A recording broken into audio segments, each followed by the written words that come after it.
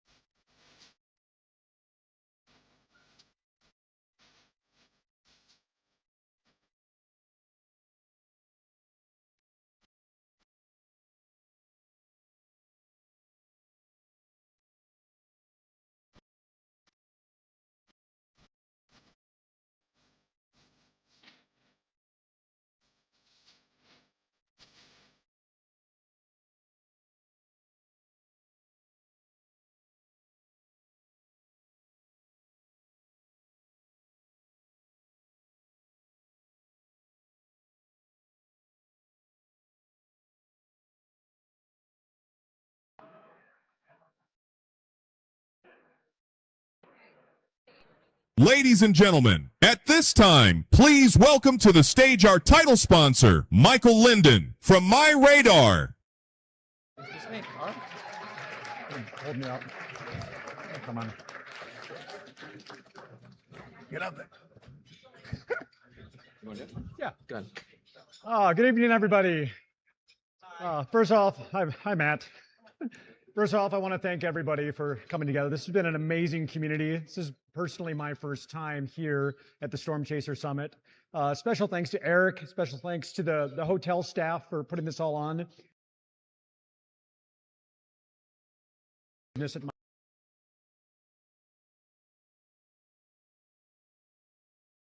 I'm joined on stage by my colleagues. A lot of you already know these guys.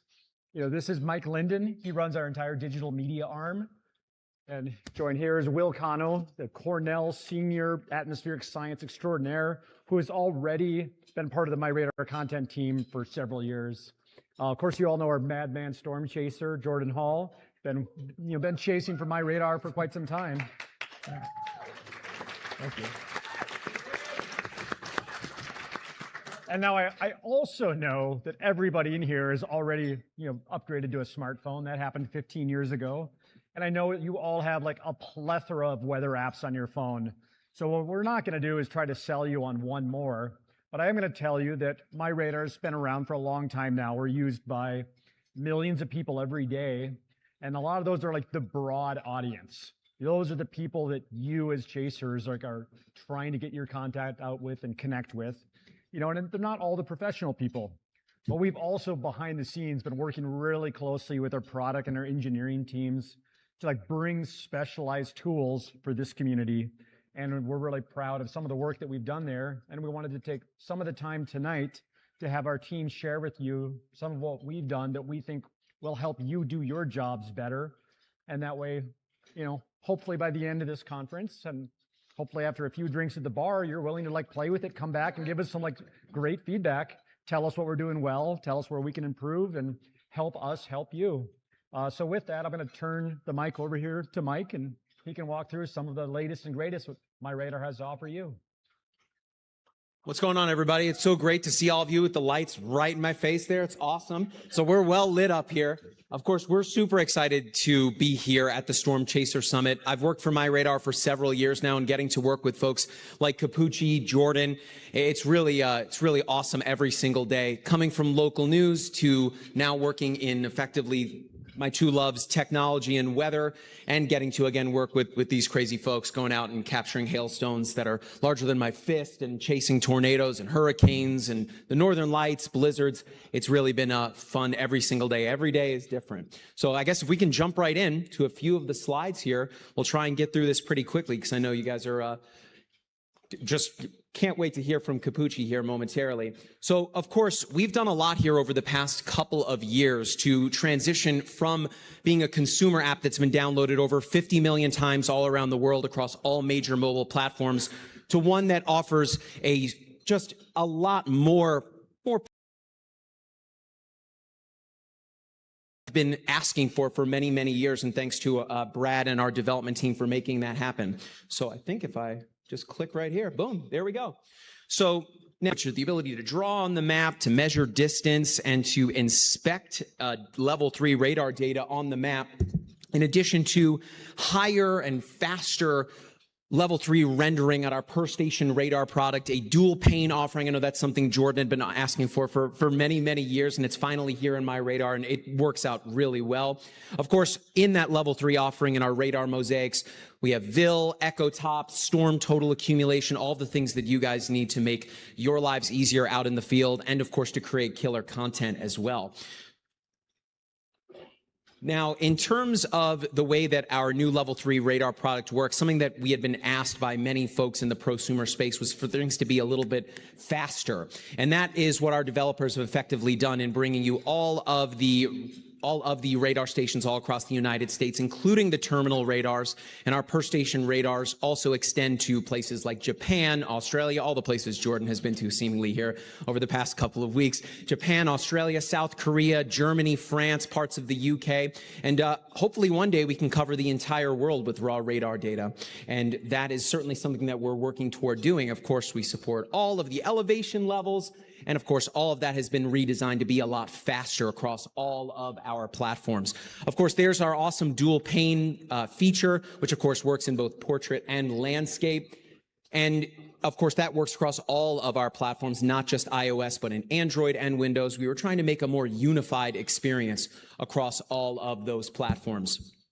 Now in the app, right where Will is standing there, right next to Storm Total Accumulation is effectively the menu that will get you to all of our weather loops and radars, the per station radar sites. The radar forecast there is effectively the HER, so you'll get model information, and we plan on adding a lot more model offerings into the app as well. But it's really bridging the gap here between the consumer app that we have been known to be here over the past several years to being that prosumer app that professionals can rely on out in the field and to create content. Something that folks had been asking us for a long, long time as well was to add additional map options. The grayscale is something that we've had for many, many years in addition to the aerial topography and roads, but we've recently added this Pro Dark offering here that has road shields on it in addition to all of the counties all across the United States. If you even zoom in tighter on that, you can see little green lines. Those are railroads as well, a feature that Cappucci had been asking for a long time. So now you can see the trains in MyRadar,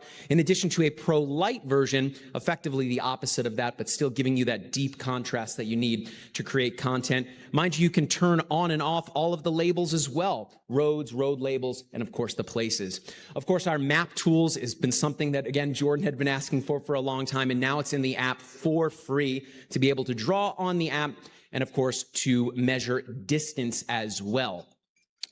Now, in terms of the UX and the UI changes, again, we were trying to make everything more uniform and run significantly quicker. And we feel that our developers have done a really awesome job at achieving that goal. So across iOS, Mac OS, the iPad, Android, and Windows, everything should operate very similarly and with the speed and efficiency in which you need when you're out in the field, if you're storm chasing or you're just looking up at the clouds. Now, in terms of what's coming soon, we do plan on effectively allowing you within the dual pane mode to not just have 2 radar sites, but be able to look at geocolor satellite and radar, or to be able to turn on the power outages, wildfires, earthquakes, in addition to the radar satellite or whatever radar mosaic you're looking to add in.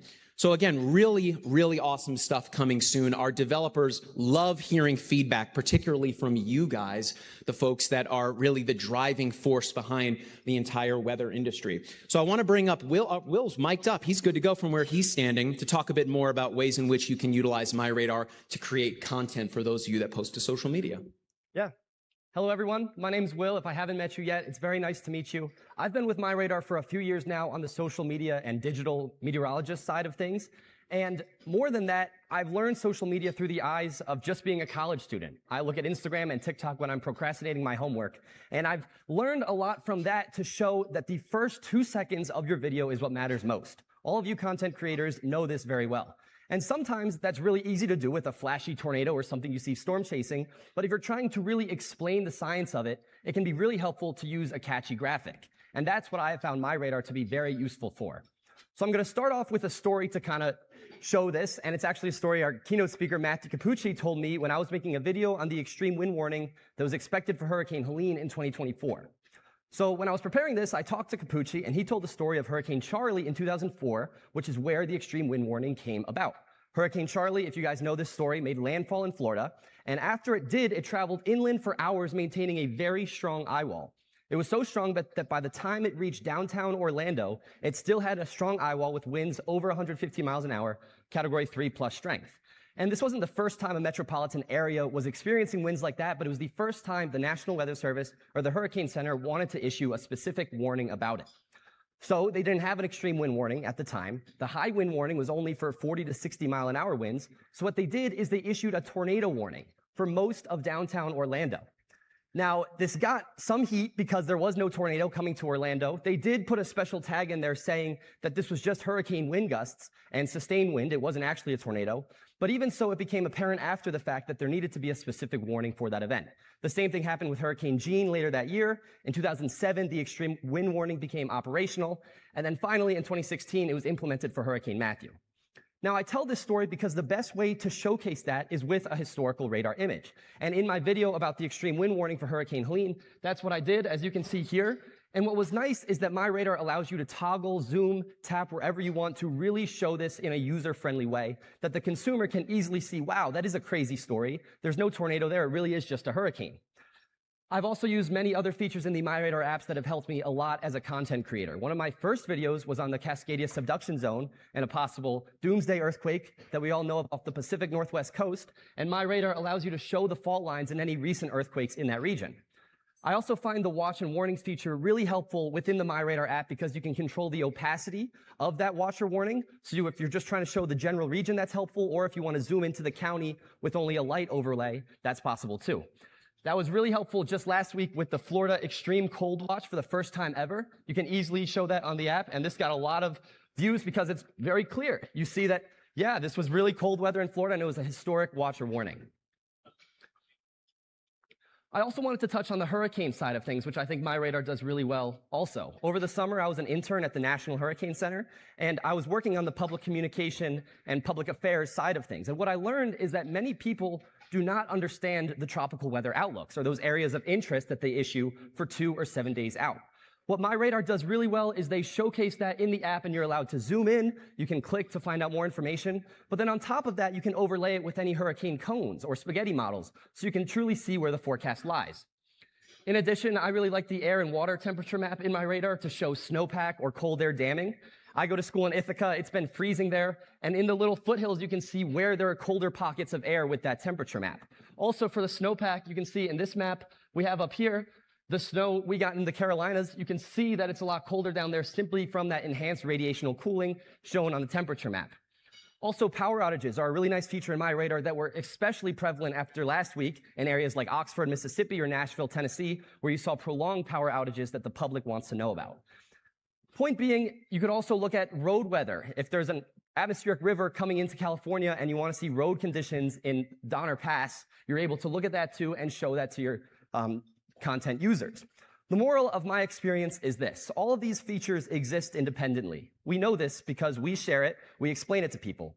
But the ability to have that in one app, in one common user interface, where you can learn all of it just once and then apply it over and over, has been so helpful for me being a content creator for the app, and it's why I love working for them. So I'll hand it back over to Mike. If you guys have any questions over the next day, feel free to find me. I can tell you about my story in content creation or how to utilize the app. Thanks, Will. Thank you. So one more quick thing, and then we'll bring Cappucci up here just to chat more with Jordan about ways in which he's been using app. Guys, if you want to switch to the iPad here, we should be good to go.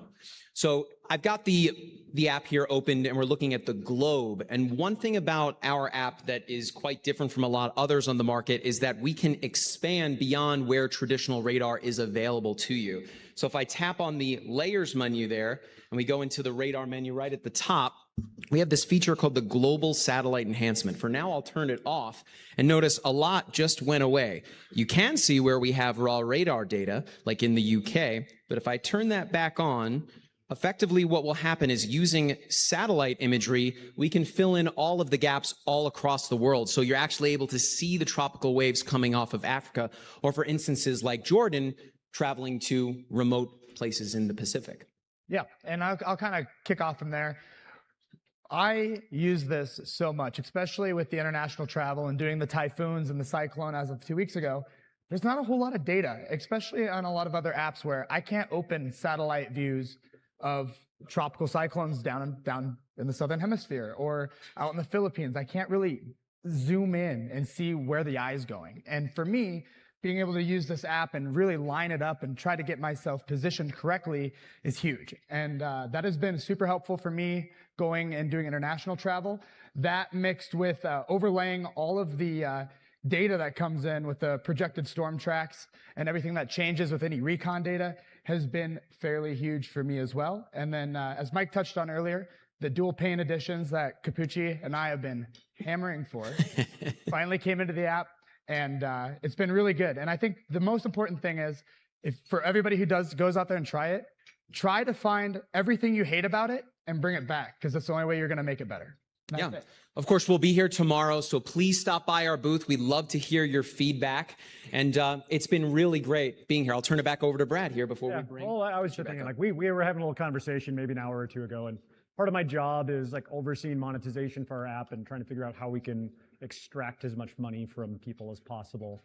But everyone at this event has been so kind to us, and like I see how you guys give back to your communities, that it made me think that I can probably take the heat, and we want to give back to you a little bit. So Mike was pitching me on the idea, and I think I'm on board now, of like giving everybody in this room like an extended 3-month free trial of these new pro features, so you can take this back to your work and use these features right away. Only thing I ask in return is, if you have feedback for us, whether it's good or bad, send it our way. And we'll distribute some coupon codes or something to you guys, figure out a way to do that. And, hope you can really like take use of this work that we put into it. And I know the engineers back home will be really pleased that you guys are using these tools. So thanks for your time. I don't think we're going to waste any more of it before we bring up the MyRadar meteorologist, Matt Cappucci, to, come on up, Matt.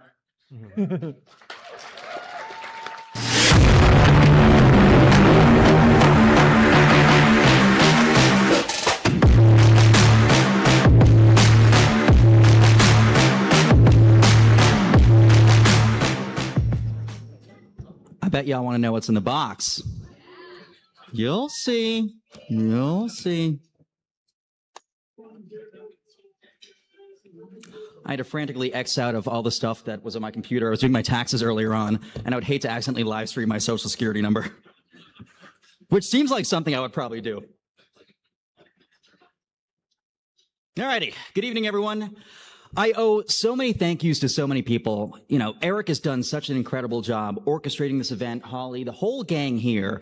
To put on something like this not only takes an insane amount of time and energy, but simply stated, I'm going to have to Venmo them for a beer after all this. They've done amazing work.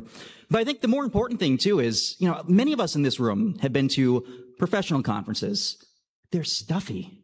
This is such a warm, welcoming, accessible community. I've never been to a conference with a dynamic like this where little kids can approach, 30, 40-year veterans and ask questions and have them answered.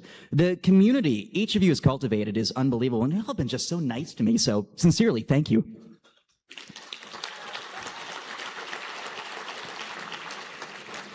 Now, I was trying to figure out what to sort of talk about tonight, and I think part of it will be my villain origin story, part of it will be my shift to digital, and part of it will be where I think this field is going next. So, fun fact about me, I like tornadoes. I like big tornadoes. Vince got this photo. Vince, thank you. And somehow, I have the weirdest job in the entire world. I do TV, I do radio, I work for the app, I work for the Washington Post newspaper, I work everywhere. And yet, it's afforded me an amazing lifestyle, and also, the job description is insane. So before we go any further, I want to show you what 18 months of working in my weird, strange position has been like. This is what's left of the Pacific Palisades in California. Those people...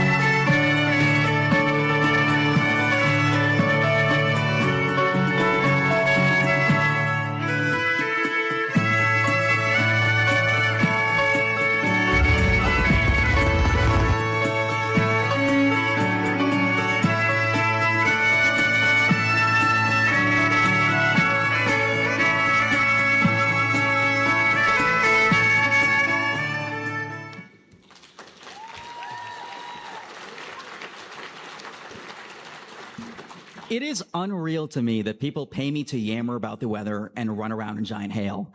Had I known that was a thing when I was 8, 9, 10 years old, I wouldn't have believed anyone. It's unbelievable to me that people will pay me to do this. And not only one or two companies, I work everywhere. And even still, the job keeps continuing to expand. And I get to go so many amazing places, wherever the weather is. Now, I wanted to be a meteorologist when I was 3, 4, 5 years old. I literally wore a cloud tie to the first day of preschool when I was 4 because I'd been told, dress for the job you want. And so I dressed as a meteorologist. I made a demo reel when I was 7. Guys, it's really a black sky up there. It's really a black sky. Hey, guys!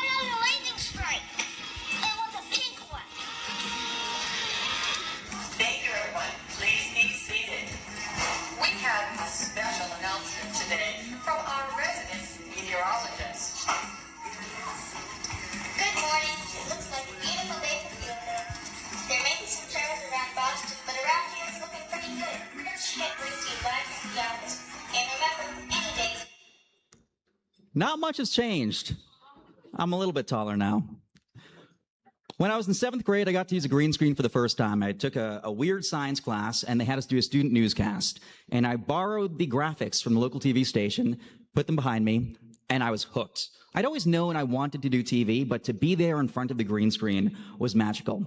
Now, in high school, someone started a rumor that I controlled whether or not we'd get snow days. I didn't, but any time it was marginal, you can imagine, my inbox was absolutely flooded. But in high school, wanting to do weather doesn't exactly make you popular. It makes you the nerdy one. And so my mother was trying to figure out what the heck to do with me. And she, when I was in 9th grade, went online and found a weather camp at Howard University. Now, that was in D.C. I lived up in Massachusetts. I applied, got in, and I took the megabus down. Has anyone ever taken the megabus? You cheered for that? It's like Spirit Airlines, but you chop off the wings. Oh, the worst. When we were on the way down, I had one of those pocket thermometers. It got to 109.2 inside the megabus. Oh, it was bad. And I loved it. It was the first time I'd ever met other weather nerds at this weather camp. It was like going from being a nerdy kid to suddenly being popular because of that nerdiness. The same feeling I get here. It was magical. And I fell in love with DC, and I said, I have to live here someday. And I kept that same Metro card ever since. There's us eating pizza. And then, at this weather camp, I got to meet other people. And that's how, when I was 14, 15, I was introduced to the AMS, the American Meteorological Society. And I got to do a presentation. And in doing so, I got to meet all the people who I'd grown up watching. My legs were shaking when I walked up to Brian Norcross, or Harvey Leonard in Boston, longtime chief meteorologist there. But around that same time, I figured it's time I start building a brand. I was 14, 15, and so I petitioned the local newspaper to let me write this little weather column. I didn't think anyone actually read those foolish articles. I'd sit there happy as a clam typing about microbursts or lightning or the winter solstice or whatever. No one actually read them. But it turns out one person did. On September 21st, 2013, it was the 75th anniversary of the hurricane of 1938. By show of hands, who here has heard of the hurricane of 38? Not as many as I would have thought. So it's a category 3, but it moved north at 70 plus miles per hour. It was slingshotted up the coast. It hit 186 mile per hour. Floated on their roofs from Long Island to coastal Connecticut. It's largely been forgotten, but for the 75th anniversary, I wrote this article, and it was a big, long article. I knew no one would read it, but I thought, I want to write it. Here's a hurricane, big deal, 9:48. Imagine 9:40 at landfall on Long Island. And to my surprise, a couple days later, I opened this small town newspaper, which again, no one actually read, and found this, a letter to the editor from some guy named Eric Heller. And he wrote the nicest, kindest little email that they published in the paper. It was like 2 paragraphs long. And I was so happy that I had one reader. I assumed everybody else lived in nursing homes or was crazy, but there was one actual living, breathing reader, presumably with a pulse, who took the time to write in. So I asked the editor, and I said, hey, does this person have an email address? And he said, yeah. I sent a thank you to Mr. Heller, and that was that, okay? He didn't sign it, physicist, chemist. He just signed it, Eric Heller. So that was in high school, didn't think too much of it. By my junior year of high school, I got into photography, was taking pictures, whether it be lightning pictures, shooting stars, snowy owls, the whole 9 yards. This was a cool one. That was in February 2014. I loved my lightning photography. I was experimenting with open shutters and whatnot. And my high school's mascot was the Storm, a small high school on Cape Cod, and their mascot was the Sturgis Storm. And they had a contest to see who could make the best cover for the school yearbook. So my senior year, I took my lightning pictures, and I entered. I thought, Storm. I know storms. And I made this cover, and I was so excited. And, put the little logo on it, Sturgis Storm, Sturgis Charter Public School, class of 2015, whatever. Sent it off. I wasn't in the yearbook club. And to my surprise, I won the contest, which meant that I got a free copy of the yearbook. And I was so excited. This was like November of my senior year. So that's all fine and well. About 5 months later, the yearbooks come in. 400 plus copies have been ordered. They hand them out to all the students, and I go and take a test. It's final exam season, and my school was weird, so we didn't actually have any place to take tests. We had to go to a church across the street. So I went to this church, sat in a pew, took my math test, came back, and there's a crowd waiting for me. They're like, Matthew, the yearbook's epic. I was like, thank you. They're like, best senior prank ever. I said, what are you talking about? They're like, oh, come on, we know what you did. Nope.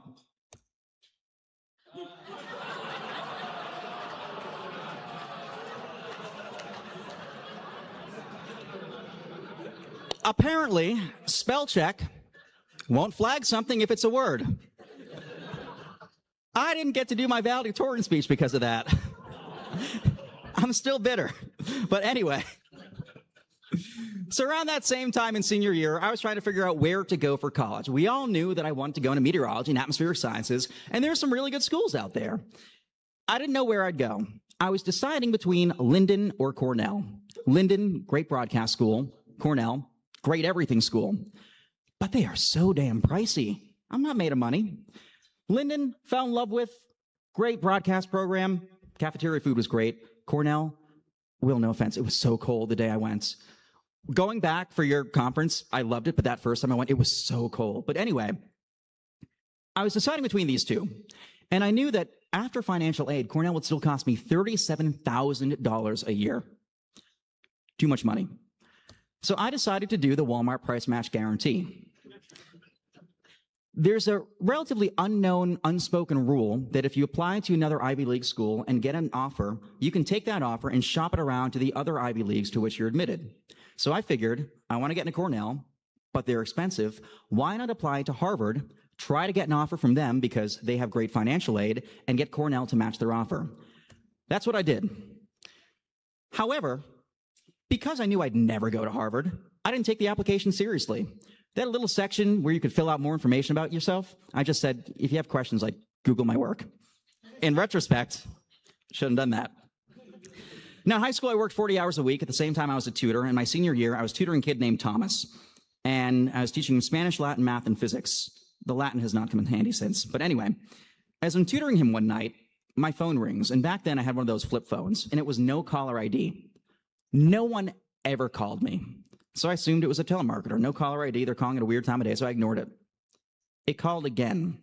And I was not super tech savvy, so I didn't know how to silence my phone.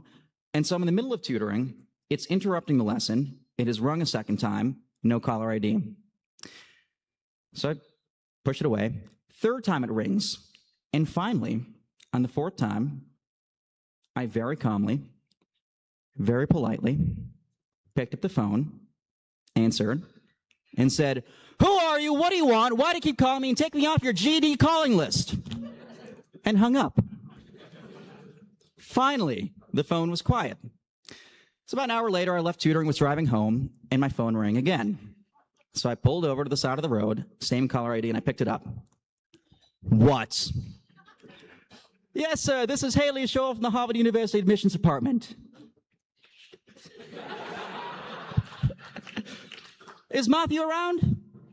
"Yeah, one sec." Little did I know, she wasn't just the scheduler. She was the one who was coming down to interview me. I didn't know Harvard interviewed. So she drove down to Cape Cod to my school the next day. And we had no conference room, so we went to like this weird little side office at the front of the school.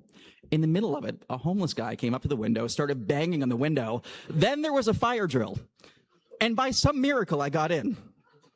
So piece of advice number one, always answer unknown numbers. So I graduated, was trying to figure out what to do next. And by some miracle, I decided to go to Harvard. And I don't know what it was or why, but I figured I'd go there and give it a whirl. They didn't have atmospheric sciences. There was no meteorology program. There were a couple meteorology classes, and I figured maybe I could make it work. And I quickly found out it was not the school for me. I was so out of my league there. I went from being smart in high school to being the dumbest person in any room when I went there. My third week of school, I was drowning in computer science homework, classes. I couldn't even figure out how to code or do Curry or New. Even the font still scares me. And I was looking for my first midterm exam, a physics exam, in the Jefferson Laboratories, this building right here. It was for 10 a.m. And I'd practiced. I'd done all the study tests. I got my Dixon Ticonderoga No. 2 pencils from Amazon. I was ready for this. It was at 10 a.m. Now, this is a physics building. I very quickly learned that physicists cannot count. Room 114 was next to 411, below 218, but somehow over 312. The building was labyrinthian. I couldn't find anything. So I got there 10, 15 minutes early, but very quickly, the time was ticking down. 10 minutes early became 5 minutes early, became it's 10 o'clock. The exam is starting. And if you're more than 7 minutes late, you get a 0. This exam counted for 30% of my grade. I realized at best I'd get a C, and more likely for the semester, I'd fail. And I was wandering around the second floor trying to find this exam. Turns out it had been canceled, but I didn't get the notice. So I'm wandering around. I'm absolutely panicking. I'm on the verge of tears, and finally it becomes 10:10. The doors have closed. I can't get into this exam, which apparently isn't happening anyway. And I sit down on the floor, pull up my phone, and I just start sobbing. And I realize this is not the school for me. I'm out of my depth. Time to pack it up and go home. And as I'm sitting there in this vacant hallway, I notice a nameplate on the door across from me. And it says Eric J. Heller. Thought that name sounds familiar. And I went in my email inbox and I saw two things. Number one, the exam had been canceled. But number two, I scrolled all the way back and remembered Eric J. Heller was the name of that random dude who wrote in to the newspaper. So I knocked on the door. And I said, "Hi, I don't know if you remember me." And I explained the situation, and he did. He remembered me. I remembered him. And he said to me, "How do you plan to do atmospheric sciences here at Harvard?" I said, "I have no idea. There's something called a special concentration. I could potentially design my own major, maybe go to MIT 3 days a week. I don't know. Ideally, the special concentration." And he said, "All right, what do you need for that?"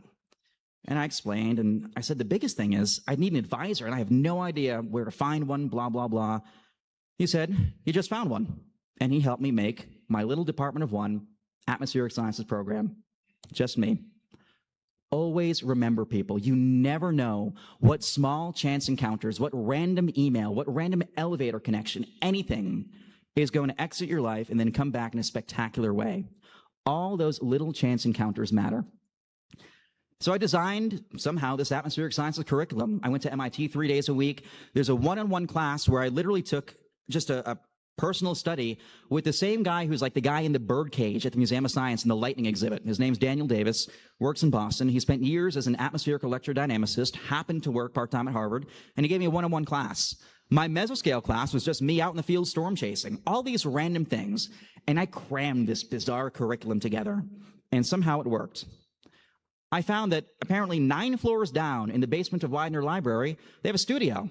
So I practiced doing green screen forecasts. I only had PowerPoint, but, I tried. And somehow 4 years went by like this, and it was time to graduate. And then reality hit. Every one of my friends had a crazy 6-figure paying job. My friend Mihail was going to lead up a team of cancer researchers in Boston. Another buddy of mine was going to Facebook starting at like $200,000. The best thing I had found was a 3-year contract in Monroe, Louisiana for $30,000 a year. But the third year, I would get a $500 raise over the course of the year. That's the best thing I could find. And I realized maybe this whole TV dream is not going to work out. So I had a midlife crisis. I frantically searched around for other options. I was looking at private sector. I was looking at hedge funds. And I had interviews at Citadel and D.E. Shaw. I bombed the Citadel interview. I had no idea how to code. But D.E. Shaw was going to make me an asset manager. I was going to get like a solar farm and all sorts of random stuff. Had 5 interviews. They brought me down to New York City the day before graduation, May 15th, 2019. And I went down to New York City. I was all excited. I wore my best blue tie. I rocked the interviews. They were so excited. And all day long, we chatted, had interviews. I got, starting salary, starting everything. We were talking the contracts and whatnot, where I'd be based out of.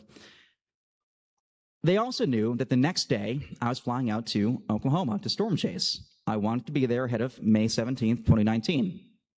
Anyone remember that day? What day? McCook? Anyone? All right. Well, anyway, we were talking about this casually during the lunch break, and at the end, they're walking me down to the elevators, and they said, "By the way, you're really hopped up on this storm chase thing.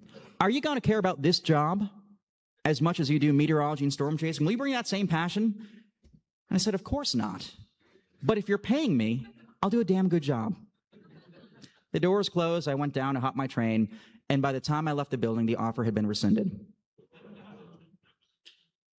Like that. My last chance of a job had evaporated. I was beside myself. I had no idea what to do. I had about $3,000 left for storm chasing, and otherwise, that was it. That was all my money.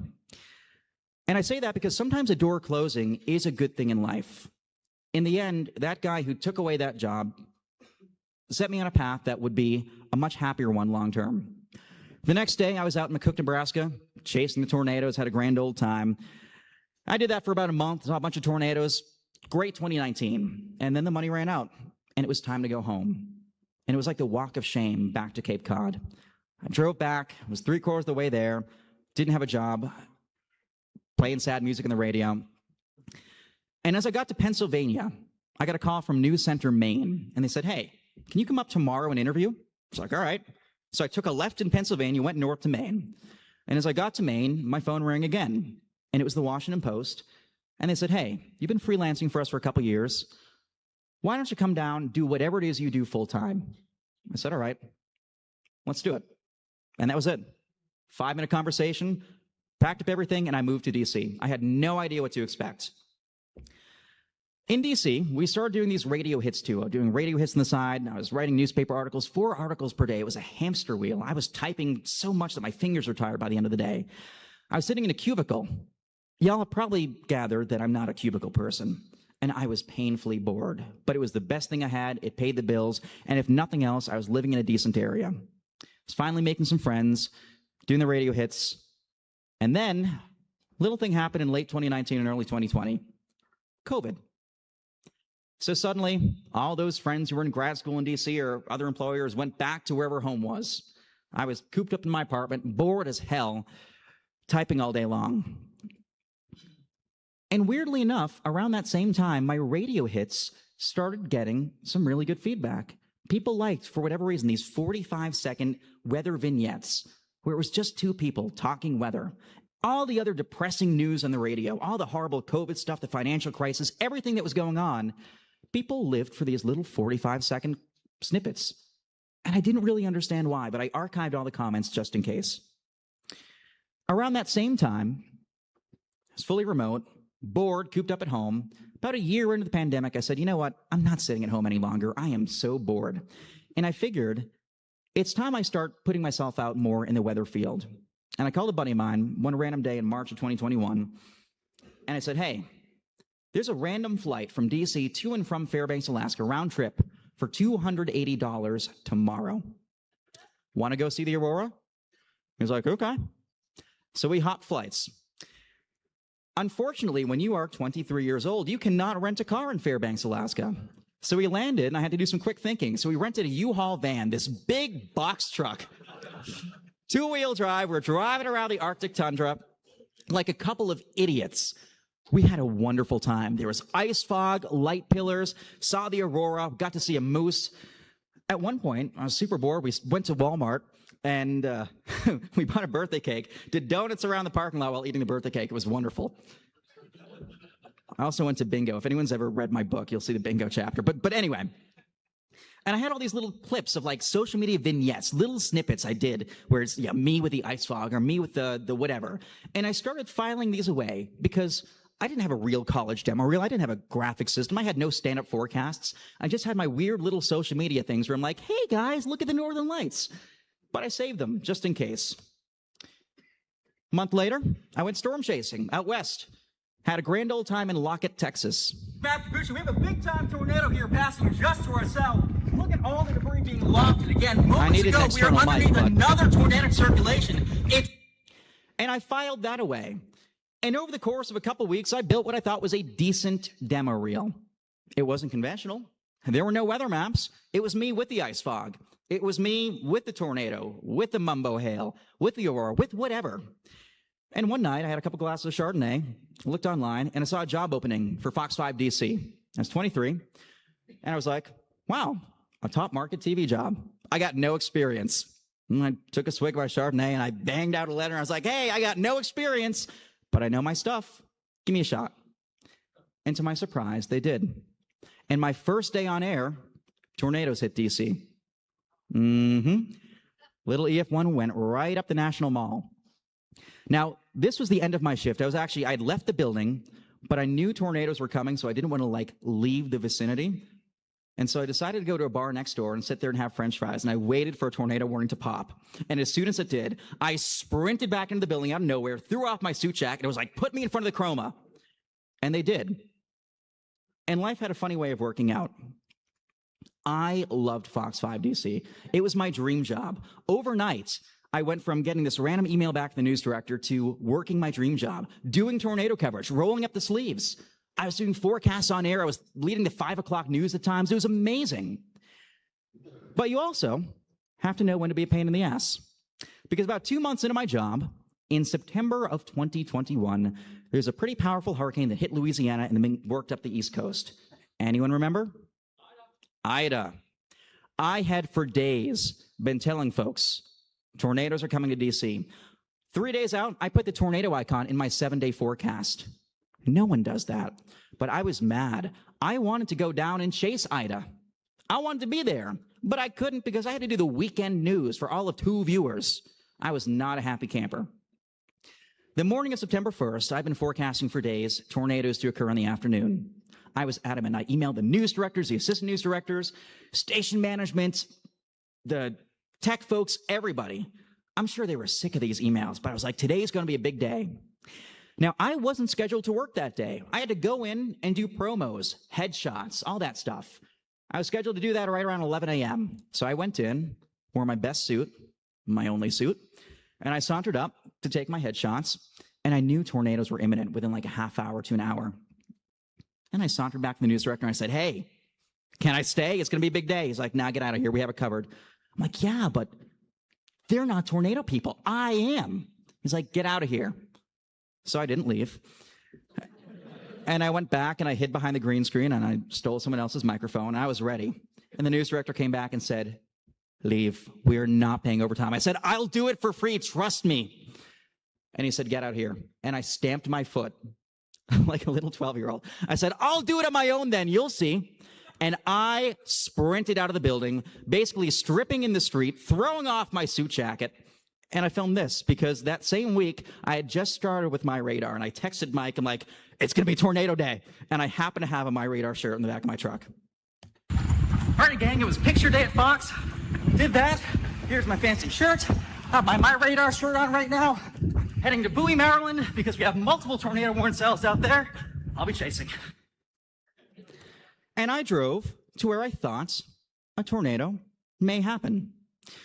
Because east of D.C. by about 30 miles was Annapolis, Maryland. Dew points were about 2 degrees higher. There was a little more sunshine, so you had roughly 300 joules per kilogram more of CAPE. The winds were a little bit more back thanks to a subtle bay breeze. And I knew that was going to be the spot. All right, guys, tornado right now. Tornado in Annapolis, Maryland. This is the tornado. There, you can see it right here. I'm only a few hundred feet away. This tornado sets across the road right in front of me. And again, this is the tornado. In Annapolis, Maryland. I was right. So I posted that on social media. They were pissed. The assistant news director called me, said, we didn't know you'd be chasing. I said, I offered my services 4 times. This is owned by MyRadar, but I can ask them if you'd like to use it.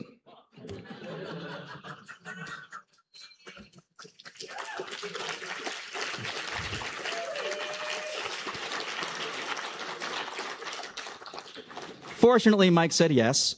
And next thing I knew, the station had patched me, and I was driving around, had MyRadar on one side and was doing tornado coverage on the other side. Matt Cappucci on the phone. He's in Annapolis. Matt, if you can hear me, tell me what you're seeing. Yeah, so I actually just left Annapolis. There was tree damage all over the place. I pulled up near what looked to be a stadium type thing there. Was looking west, saw the wall slide. Oh, look at that. I started driving northward. Yeah, you can see the video on screen right there, I imagine. Started driving northward. 2 months in, nothing like that had ever been done in the D.C. market, or really the Northeast, Mid-Atlantic for that matter. By 3 o'clock, 4 o'clock, they still couldn't get crews out because the roads were covered with debris. It was an EF2, strongest in Maryland in 10 years. So I hopped in off my phone. You were surveying the in my damage MyRadar t-shirt. Yeah, Angie, I'm on West Street right now. On Indianapolis, you can see police have blocked off traffic. Tornado just to my north. Fortunately, I was a little bit farther south of it. I made sure to avoid it. Finally got a place, crew. pulled the side of the road as best I could, And I was on until late that night. North again, and that's when I encountered it pretty much face to face. Look how young and happy I look. This cloud as well. You know, Matt, I mean, you're... And the next morning they called me back in and they were asking me questions about how I know the tornado was going to happen there. I didn't know what camera to look at. Which way the tornado is moving. So if we go in the backside, on the southwest side, for the most part, we're in a pretty good position. Tornadoes are subject to wherever the storm is going. The mean flow at the... And later that week, I got a rather conciliatory email from my boss saying, thank you, I have bigger plans for you. And I got a full-time offer shortly thereafter at 23. So that's why I say sometimes you have to be a pain in the ass. You can be a pain in the ass exactly one time. And you had damn well better hope it pans out. But my 8th piece of advice is to find a value add and carve out your niche. Because when I was doing TV forecasts, I didn't want to be like the other TV meteorologists I was watching. They were boring as hell. No one gives a damn about the high and low temperature being 78 here, but 79 here. No one needs to know the sunrise time after they've already woken up. I don't need to say, hey, it's 30. Here's what kind of jacket you should wear. This is Washington, D.C. The people are somewhat smart. No one needs to stand there for 30 seconds and say it's 75 in Bowie right now, 74 in Annapolis, 73 up there in Winchester. Doesn't matter. You don't need to see the sunshine icons with sunglasses dancing back and forth, and you don't need to be sold something either. So I had to figure out what my value add was and how to garner credibility at 23 in D.C. So I wanted to educate. My number one goal was to educate, then entertain, then contextualize. Because we have to not only think, where are people getting their weather information, but where are people getting their information first? It is not the TV. That is the last place people are getting the forecast. When I was doing TV, I wasn't showing folks anything new. My job was to contextualize it. And I contextualized the hell out of it. We got super technical at times. I wanted folks to learn. Hell out of it. We got super technical at times. I wanted folks to learn. And the more that I did this, the more people liked it. And the more bullish I got. And somehow the station loved it. I showed Clausius Clapeyron on air. I geeked out over the polar vortex. Play. Imagine you're stirring a cup of coffee. The coffee forms a vortex that dips in the middle. But suddenly, if you shake your cup or disrupt that vortex, the vortex disintegrates, and the fluid sloshes to the edge of the container. That's how pieces of the polar vortex swing south over North America. When that happens, parts of the U.S. can plunge into a deep freeze. And I was having a field day. I loved this job more than anything in the world, anything in my life. I did so much sciencey stuff. I went out in the field storm chasing. Everyone knows when that red tide comes out, it's business. When there were tornado warnings, it didn't matter where I was. I was a tornado guy. On Morton Day in 2022, I was out there that morning, but I was doing live tornado coverage for DC from the side of the road at a gas station, hours of wall-to-wall on end. I used to show soundings on air. On Thanksgiving, I showed CAPE in units of mashed potatoes and turkey legs. I wanted people to learn. I'd kneel down on the floor and figure out why there was an inversion, why we were getting frost that morning. And I always wanted to show folks something more. But now it's time for some forensic weather, because there is something that I think is out there this morning that could threaten your travel, especially if you're driving west on 68, and it's a small patch of freezing drizzle. Now, here's why we say forensic weather. Normally for precipitation, we look on radar, we look on satellite, and yet there's nothing going on anywhere across our entire viewing area. We look off to the west, same thing here. But I do think below the radar beam, right around 2,500 feet, there is some freezing drizzle on the western slopes of the Alleghenies and parts of West Virginia and the Panhandle of Maryland. Here's why I believe that. Number one, this is the area we have to watch. Anyone in the pink above 2,500 feet, there will be a few slick spots, especially if you're driving west on 68. Bridges and overpasses will freeze first. Now, the reason being flow out of the northwest. That pulls air and pushes it up the mountains where temperatures will cool to the dew point, meaning the air will be saturated. Locally, we're around like 40, 45 degrees in D.C., but off north and west, right along 68 in the Panhandle, temperatures near or just below freezing. That's very close to the dew point. So we're not only below freezing, but we're holding as much moisture as we possibly can. When those two numbers match, the air is saturated and we get dew or we get drizzle. If we look on a nighttime microphysics satellite, basically showing things we can't see, we see there is some stratus out there, low-level cloud cover, and I think beneath that, there's a bit of drizzle that could freeze. So keep an eye out for that. Otherwise, today, every single day, I would build my forecast like a legal argument. I wanted to explain to people why what I was forecasting was either likely to occur or why I believed it was going to occur. People need to see behind the hood, under the hood. They need to know what's going on. One time I FaceTimed my grandmother in. She wanted to see the studio, so I figured Grammy needs to see it on air. I made my mother do the weather once. I was loving this job more than anything. And sometimes they would send me out for some wacky stuff. That's why I say piece of advice number 9. Say yes to things within reason. I figured I want to come across as fun, but also keep my credibility. So I'd let them send me out and do whatever because it was my dream job. I love this more than anything. About horseback riding in Montgomery County Matthew, good morning. A little different view than last time, Matt. Good morning. Okay, I'm not sure what's going on over there. I thought I was so great. I felt like Snow White during the teaser a few moments ago when the horse came over, was greeting me, and now this is a separate horse who apparently has different ideas of how to make an appearance on live TV. Anyway, I'm not sure if we can blur this or if we should blur this or what the FCC wants. You're alongside Ryan Carroll. And Ryan, off to a heck of a start this morning. Yeah. But for folks who don't know, you can ride horses here in Montgomery County. It's just a neighborhood away. Tell folks where... Come in here, mess up. My aura is like now, it went from red to like dark fuchsia. Fuchsia? I don't even know what color fuchsia is. Oh, God, they'd make me jazzercise. This was cruel and unusual. At one point, they made me do it, and I was like, screw it, we're throwing up the 7-day forecast. Right?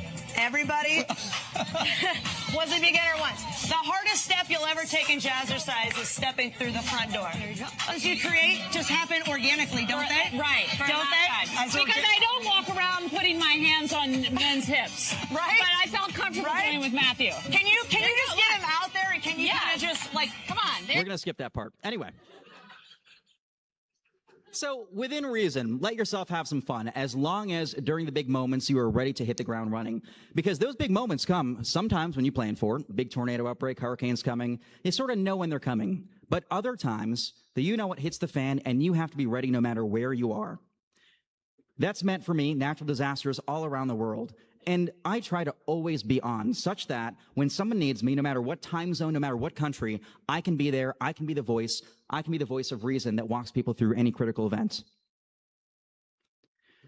When there's an earthquake, I make sure that I have a binder ready of all my earthquake coverage or anything I need, any resource I need. I have a binder ready at home such that if there's a big earthquake, a big tsunami, big anything, I can flip to whatever page, the page on strike slip faults, the page on mega thrust quakes, the page on anything, so that I can hit the ground running and make sure that within 5 minutes I'm ready to go on air. Now, back on November 5th of 1952, we had a very similarly strength earthquake in almost the exact same area, same mechanism too. The energy released by this quake is the equivalent of 1 trillion kilograms of TNT. I always have a binder ready. But sometimes it's something completely outside your wheelhouse. I live in Washington, D.C., about half a mile from Reagan National Airport. Last January, my mother came down to visit. We were sitting there, we had a beer, and I suddenly got a call saying, look out your window. Flight 5342 had plunged into the Potomac River, killing 65 people. That was a helicopter and a CRJ crash. It was horrific. It's the only time I've ever cried on air. And very quickly, because of my view, all the international outlets came to me. They remembered I did weather, but they also knew that I lived in the tallest building right next to the airport. So for 34 hours straight, I was up nonstop doing continuous coverage. We were the first on BBC to break that the rescue mission had turned to a recovery mission as I watched on air all the ambulances at 2 in the morning shut their lights and go home. You never know when those big events are going to happen, but you have to be ready. Now, there will be times when in your career you will be wrong. We've all had chase busts. There will be times when you are wrong very, very publicly. Be graceful with it. On the rare times that I busted a forecast, I would go on air and explain exactly why I busted the forecast. Producers thought I was insane, but the public responded well. Because if the public can be a part of that scientific process, see the science in action, see that sometimes hypotheses aren't correct. If they can see that, suddenly they understand what's going on. Suddenly they understand uncertainty. The more transparent we can be about our process, not just the results, the better. I will never be standing there with a shading or a polygon or whatever that I'm not articulating why I put that there. My goal is to always show folks the process. And to that end, I would say you have to know your audience intimately. You have to know everything about them and engage with the people you serve. That comes down to empathy. And that's part of the reason I love being in the field for MyRadar. Because people see me in the morning doing forecasts from a hotel room in Wheeler County, Texas. They realize he's there because he cares. MyRadar has been great about letting me go to anywhere I want. Interestingly, my #1 following is from Omaha, Nebraska. My second biggest following, Lubbock, Texas, Amarillo. And all these random cities I can trace back to particular events that we covered because we were there and other national competitors weren't. Being there matters. But also, being in the field gives you a perspective that, the morning meteorologist at whatever station in DC just doesn't have. You get that additional perspective. You can tell folks what they're seeing, what they're hearing. James Spann has a great quote where he says, radar looks like a bucket of spilled paint. But if you're out in the field, if you have pictures, all the better. But even if you don't have pictures, you can say to folks, I know what you're going through. If you can empathize with them, it makes it real and it makes you more credible. I always, in my coverage, make an effort to tell folks what they're likely seeing, hearing, experiencing. If a big hurricane's coming, I'll do a fireside chat. I'll say, here's the noise you're going to hear. Here's what the water in your toilet will do. All these things that are part of the experience because mental preparation is just as important as physical preparation. Folks knowing what they're going through or going to go through is hugely advantageous. It sets expectations. If you're hearing a quieting right now, that's because the hail core passed through, and now you're about to get the updraft, the upward moving part of the storm where the hail doesn't fall, but the tornado is located.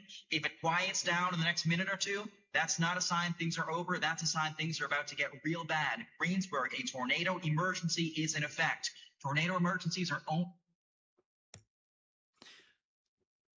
Now, you also have to consider this map, too. And I know it's a rather uncomfortable thought, but you have to know the political demographic of the audience you're serving. You should know the educational demographic of the audience you're serving. You should know the financial demographic of the audience you're serving. If Mississippi is being hit by a major tornado outbreak, and a huge percentage of people there are struggling to make ends meet, I'm not going to send a picture of me at whatever nice hotel in Costa Rica that's tone deaf, but so many of my colleagues do that. You have to be able to converse with people who are in your audience no matter where, at the Dollar General, at a professional conference, and you have to be able to talk to anyone in between.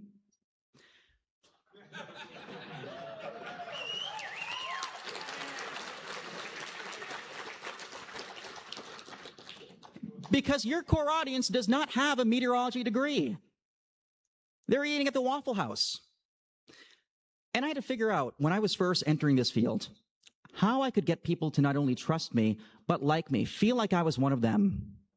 What is a staple of the South? Waffle House. Where is MyRadar's key audience? Florida, Texas, Louisiana, Alabama, Mississippi.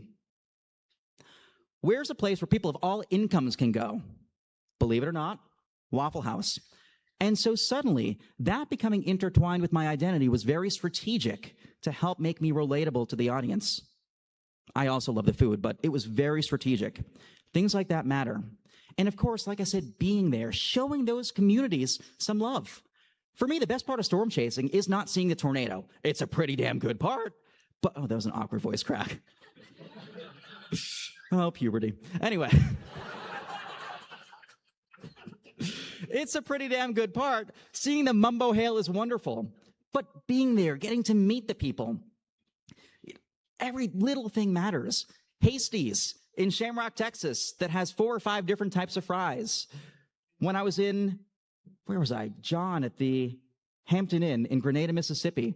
Wonderful. He knew us from MyRadar. He made us super comfortable, great guy. Or Misty at the best value, no, the Best Western in, where is it? It's in Texas Panhandle. But all these little random people that you get to meet along the way.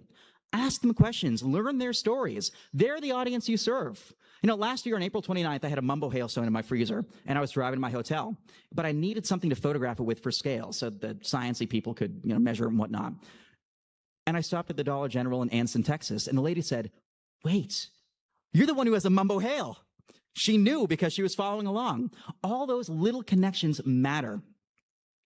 When I write books, I do it not because I want to make money. I make nothing off these books. But I want people to be able to ride along vicariously. Come with me. I've written a kid's book, an adult book. I have another one that I actually just signed the contract for yesterday called Everything You've Ever Wanted to Know About Tornadoes.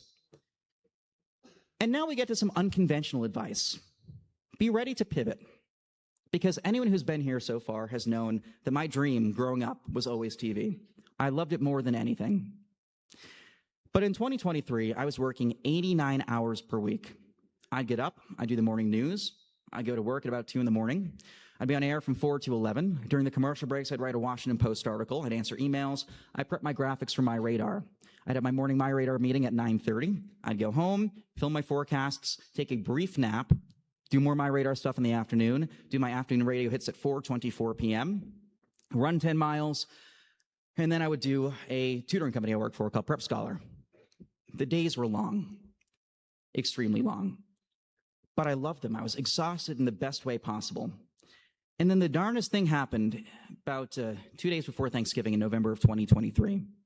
I got called into the office at Fox 5, and my contract was just about up. I had several back-to-back contracts, and a new general manager had come in and decided she didn't necessarily like contractors. And they said, "Hey, you can keep your same schedule, but just go down to freelance status. It'll be a 35% pay cut." I'm not in it for the money, but I'm also not Costco. I do not take coupons, and I do not have markdowns. And I thought back,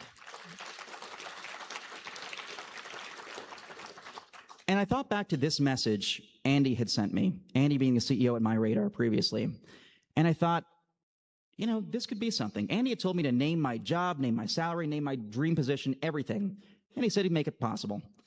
And for a while I said, no, I'm busy doing too many things. You know, maybe when TV starts to falter.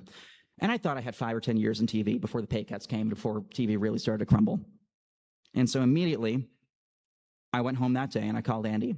And he said, "If you want to jump, let's do it." I didn't want to leave Fox 5. I loved it more than anything in the world. So I thought for sure, you know, they'd be open to renegotiating. Because I said, no, I'm not taking a pay cut that big. There have been other companies I've worked at where I've offered pay cuts to retain people I care about. They never knew that, but I did. But I was not ready to take a pay cut for TV. And so I said, no, we can renegotiate. And so they said, okay, come on in, you know, whatever day after your show that morning. It was my final show. And as I'm sitting there at the anchor desk at 5:30 a.m., getting ready for the 5:30, 6 o'clock news, I caught one of the weather promos they run during the commercial breaks. I wasn't in it. And so I realized in that exact moment, you can see my frown, they weren't keeping me. They were getting rid of me. And so after the 10 o'clock news, I went in, sat down, and I still thought that we were going to renegotiate. And they asked for my key card, and they walked me out of the building. And that was that. To say I was devastated would be an understatement. It was a grieving process. I didn't even know how to grieve the loss of something that I loved that much. So I did the first thing I could think of. And that same day, MyRadar gave me Employee of the Month. Go figure. Thank you for nominating me, Mike. Anyway, so I was devastated, and I went home. I did my MyRadar work, and then I went to the arcade, and I knocked down all the clowns because I was angry. And then I drank 2.5 bottles of champagne, took a nap, and then I figured, how am I going to build this position at MyRadar? Because now this is my everything. And so I went on Amazon, and I bought an 85-inch TV. Because I figured, you know, I'm going to be working remote now. I got to build a home studio. We got to make this happen. I had the bright idea of setting it up myself. Whoops. But eventually, we got something going. It was unconventional, but we built this little home studio. And it looked pretty good. I do forecasts like that. Had a whole home studio. I do my TV forecast. And that week, that same week, We pushed out a meteor shower video. We got 312,000 viewers, more than the typical demographic you get in DC morning news. We were competing with major market ratings with these little push videos that I was filming from my apartment that had TV quality. And I realized something was there. In one day, we got, what, close to 1 million views? And the nice thing is, I didn't have anyone whispering in my ear, 30, 15, 10, wrap. I didn't have anyone saying, you can't make a graphic this complex. We added so much context. We really dove into the meteorology, the nitty gritty, and people responded well. You guys responded well. I could take my job on the road. I could be storm chasing in the middle of goodness knows where, send a push video instantaneously. For years in TV, we were always telling folks, we can't reach into your pockets and tap you on the shoulder. With MyRadar, we could do that. And I realized, why was I even in TV? This is the future. I can make my studio from anywhere in the world, hotel rooms, anywhere. And the nice thing too, I can be that same person people see before, during, and after the disaster, because continuity is important to me. If I have to work a 20-hour day, great. Let me work 22 hours. If I have to work a 100-hour week, so be it. People need to see me before, during, and after an event. So this was what we did on April 24th of last year, Matador Day. Southwest as well. The leading edge of that is called the outflow boundary. Now, by mid-afternoon, most of us will have warmed up. Temperatures in the mid to upper 70s to around 80 in most spots, but that outflow boundary will still be lurking out there. And along the outflow boundary, we see a subtle wind shift, change of wind direction over a short distance, and that wind shift will be key. The wind shift presents a little extra low-level helicity or spin. So if a storm can form near that boundary and latch onto it, it gobbles up that low-level spin and tilts it and stretches it vertically and could acquire rotation and therefore develop a tornado. Best risk somewhere from like Dumas to Amarillo to Pampa down towards Childress. So for that reason, I've gone ahead and drawn a little extra tornado area in there. This is where I think a couple tornadoes, maybe very isolated, significant tornado, are possible later on today if conditions line up and if a storm can really... It's nothing fancy. The graphics aren't that special. They're weather bell graphics. But that connection with viewers and getting technical matters to people. We pushed out that push alert. By mid-afternoon, I was there, ready to go. We did another special update from the field, drew that same little zone, and I basically said, these 4 counties right here are going to see a significant tornado in the next few hours. We basically issued our own mesoscale update. I drew this little box from the field. This one might have only gotten 46,000 people to get it on their phone, but that's still a decent number. By 5:07 p.m., we were live streaming. By 5:41, look at that vault. That is a sexy storm. By 6:12, the anticyclonic tornado. That was a fun one. And by 7:13, look at the view people were getting.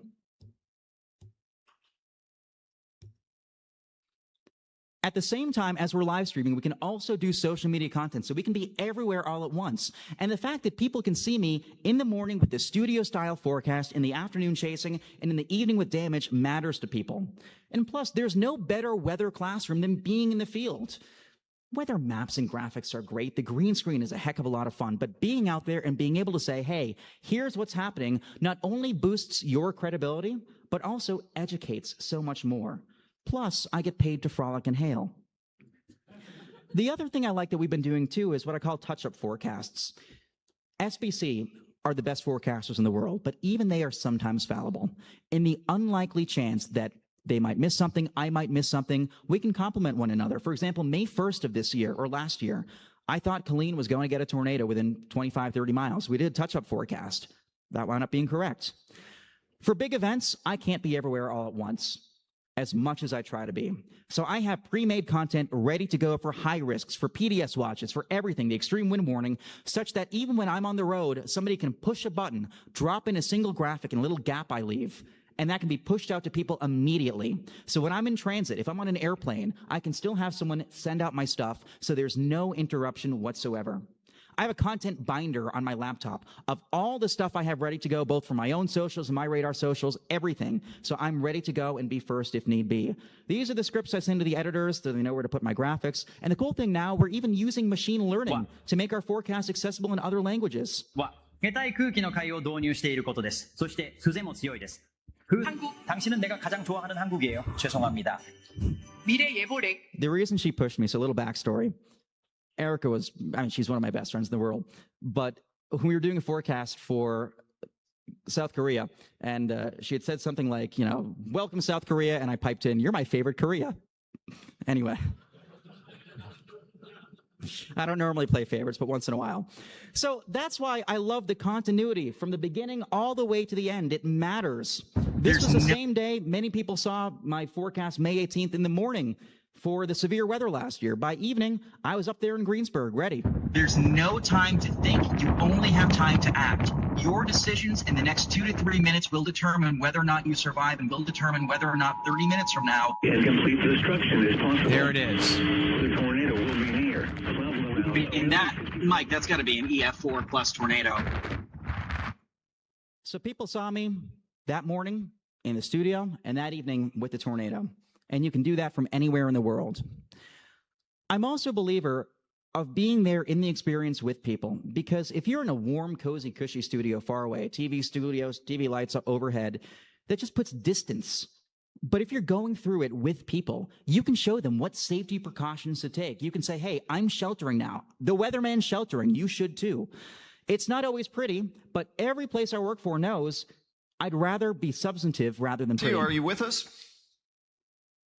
I am, and I know my shot might look a little bit silly right now. When I tell you this is the only source of light around, this was an emergency exit light that I... My piece of advice number 14 is to always keep your people. And by your people, I mean anyone who has helped you along the way. Nobody does it alone, no matter how much we may try. Everybody gets to wherever they are as a product of a village of people. Keep them with you. Remember this lady? Nancy Pelletier, the first one to ever let me do any sort of broadcasting. I was in 3rd grade, I was 8 years old, and she let me do the weather over the PA system. Y'all saw the video at the start. In 2022, someone in my hometown organized a surprise party for me, and she came back. I hadn't seen her since. I was sobbing when I saw her. She drove 4 hours round trip to come down and surprise me. It was the nicest thing in the entire world. Eric Heller, that old professor from Harvard, who apparently was the one to read that newspaper article when I was 14, 15 years old, he came back. The important people in your lives should stay in your lives and let them know how important they are too. My 7th grade science teacher, Warren Phillips, the guy who showed me the green screen the first time, I texted him a few weeks ago. We still stay in contact. And I said to him, what are you doing for the 2027 eclipse in Egypt? Want to come to Egypt with me? And he's coming to Egypt. I rented out that whole resort. I'm not telling you where it is because it's mine. But anyway. My 8th grade science teacher, Karen Runyon, she was the one to introduce me to eclipses way back in the day. I still see her. All these people matter. These people matter. They've done so much for you. Advice number 15 is rather unconventional. Don't have a dream job. And I say that as someone who had a dream job, and it turned out to not necessarily be my dream job, because dreams evolve. Don't necessarily have a dream job, have a dream lifestyle. Have a dream life. You can build your career from there. I don't necessarily want to be in a TV studio, but I also would like to do TV-style forecasts. Sometimes I'd like to be out in the field. Sometimes I'd like to be doing a really technical briefing. I might want to write an article. Maybe I'll do a radio hit. None of this stuff really existed in the context I'm doing it before I did it. But I had a dream lifestyle, and that dream lifestyle has allowed me to go around the world and expand my platform even more. And the best part of work remote, I could be chilling on a balcony in Costa Rica. And 15 seconds later, I can go in and be on international TV. Yeah, Jack, good to see you. This cyclone has a little bit of everything. It produced 7 tornadoes. No one will know I'm wearing sweatpants. Radar joins us from Louisiana. Matthew, this is no ordinary storm. And that allows me to be accessible anywhere, any time of day. Are we used to it this time of year? Well, there are 2 things that... Because none of these jobs are jobs I applied for. I never applied for MyRadar, and it's rather funny because we still sometimes find things that I don't have the password to yet. I don't think I ever got officially onboarded. I never applied to the Washington Post. I never applied for DW or Sky News or BBC or whoever else. If you do something that's worth doing, people will find you and track you down. And above all, keep it an adventure. It's meant to be fun. It's not always going to be easy. But if you're doing something and you're not enjoying doing it or it's not bringing you meaning, the viewer's not going to give a damn. Has anyone ever had a teacher who you could tell was phoning it in? The lessons probably were boring as heck. but everybody has had that one super passionate teacher who cared about it. Even if it's math, if they care about it, you can tell that they love it. And suddenly the students love it too. Same thing with viewers. Keep an adventure. And that sometimes means bringing people along for your adventure. I dragged all my friends, none of whom had ever seen an eclipse before. First, I said, I'm going to drag you to Texas. They made reservations for Texas. Then on April 8th, 2024, it was looking cloudy, so I shipped everyone up to Maine. I lost $5,000 or $6,000 in the process, but I got everyone up to Maine. I dragged my parents up there. My dad, the agoraphobic, love him, but he doesn't leave his house. I threatened him. I said, you better get your ass to Maine or else I will disown you. And he came to Maine. I dragged everybody up to Maine. They had no idea what they were going to see. And it was magical. And now I'm taking all them, Will, you're coming, to, he already made reservations. It's not like I'm just like dragging him to Spain. But everyone's coming to Spain for the August 12th eclipse. I have plans so far in advance. So much so that on May 1st, 2079, you see, my childhood home is right here. So I figure if I give you all 53 years heads up, hopefully everybody should be able to clear their schedules. For which reason? I printed 1,000 invitations.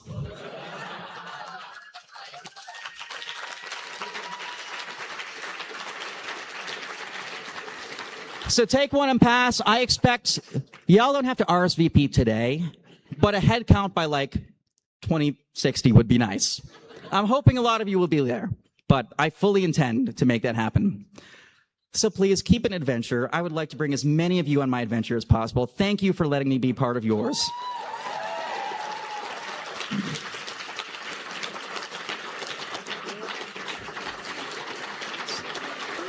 Thanks. Oh.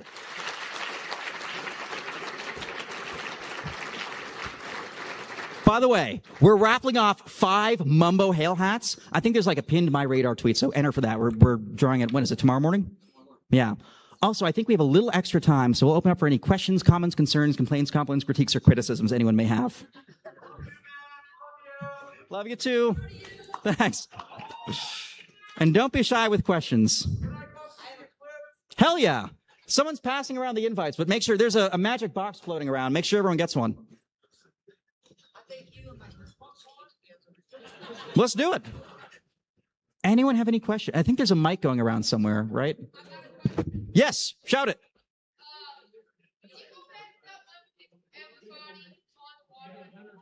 A little louder, a picture.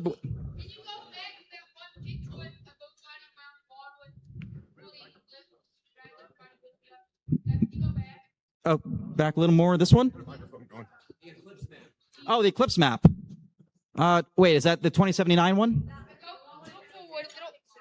A little forward, a little back. That one? A little bit more back. It's where you have everybody in it. And keep, yeah, 40 eclipse. Okay. I don't know what picture we're referring to. Hey, that one. Oh, before. This one? No, the one ahead of it, probably. Go. Yeah, that one.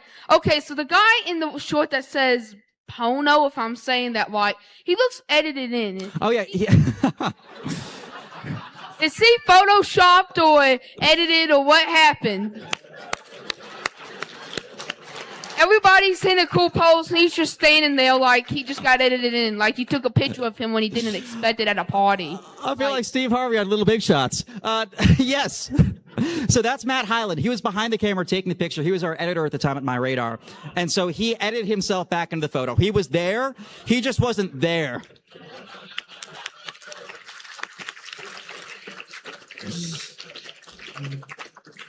I think we have time for a few more. What's up? Hey, yo. Hey. So remember we showed about that error in your high school, little, Cubic school? Oh, yeah. You did that report on the 1938 New England hurricane. Yep. It's a key piece of that hurricane. Do you know what the locals called that hurricane? Long Island Express. Exactly. So I was like a little surprised reading it. Like, wait, where's that keyword? Oh, I'm gonna have to go Yeah, back. but hell, you were like a high school, so you know that this happens. Did I make a mistake? No, you just missed the term. That's all. Oh, I mean, there was a longer article. I just didn't publish the whole article there, but yeah. Other questions? Yes, I see a hand over there. I have your book. Where can I send it for signature? I'm here now. I don't have it with. I'm not going anywhere. I don't have it with me. Oh, well. How about this, Matt? How about the summit pays for a new book and we'll just ship it to it? Let's make it happen. Sounds good. How about that? I saw a hand over here, and then we'll go over there. Come here, buddy. I saw one right here. What was your question? Be loud. Oh, I remember you. Oh, go ahead. It's okay. I forgot.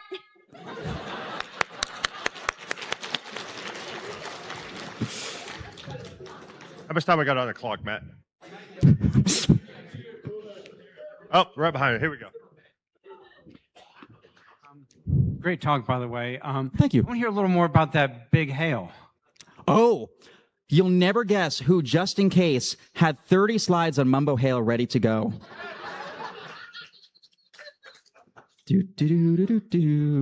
Wait for it. Oh, Mumbo Hail. I got to a couple. So MyRadar is actually working a really cool hail documentary right now. It features Cameron Nixon and all the other major hail people. I learned so much through a 30-minute chat with him. But this was the coolest. So on May 28th of 2024 in Hockley County, Texas, there was this first storm that came through. It was pretty potent supercell, but it put down a lip of cool air such that the next storm that came in was elevated. Perspective, it's sucking in. This secondary storm is sucking in vorticity, spin, tilting it vertically and strengthening that second storm, which simultaneously is riding over that lip of cool air put down by the first storm. So it's elevated, and it produced so much hail. And that was the first DVD-size hail warning. And so I brought all that hail to Ian G. Manco he was, I think, formerly Penn State, now IBHS, and he scanned them all, and now I have little copies at home. They are my pride and joy. If my apartment ever burns down, I'm literally like grabbing my baby hail and maybe a hard drive or two, and running out the building. Nice. Good question. All right, we got one last question from Isaac. What was so exciting about being on the TV's shows and stuff? Great question. What was exciting about being on the TV? I like the fact that I could talk to so many people at once. Like, very rarely do you get to have an audience even this size. Never mind, to a stadium's worth of people at once. And the reason I like that was twofold. Number one, when it comes to disseminating information, having a big group matters. But number two, and this might sound rather pithy, but it's true, I like the fact that I could be a part of people's days and hopefully make it a little bit better. Most of what you see in the news is absolute sad rubbish. It's horrible. The news is depressing. You know, during the pandemic, I got a lady who wrote in, because at that point I was only doing radio hits, and she wrote in and said, I just have to tell you, I listen to your hits a couple times a week. It's the only time my mind gets to wander. The only time I'm thinking about something not sad. Her mother had been diagnosed with cancer, was dying in the hospital, was on hospice. She was going through a brutal divorce. Her life was sort of crumbling. She had lost her job. She just spilled her soul to me in this email. And she said that for 45 seconds, those little snippets where I gleefully geeked out about the weather could help her forget everything else just briefly. And so when I did the morning news, I did everything in my power to brighten people's days. I mean, the weather matters, and I'd geek out, but sometimes I'd tell random stories from my day. Sometimes when we had the cooking segments, I'd sneak in and steal food, anything that I could do to brighten the viewer's day just a little bit. So for me, I loved the ability to just converse with people, be in people's living rooms, and hopefully make their lives a little tiny bit brighter, just as you all do for me. Thank you all.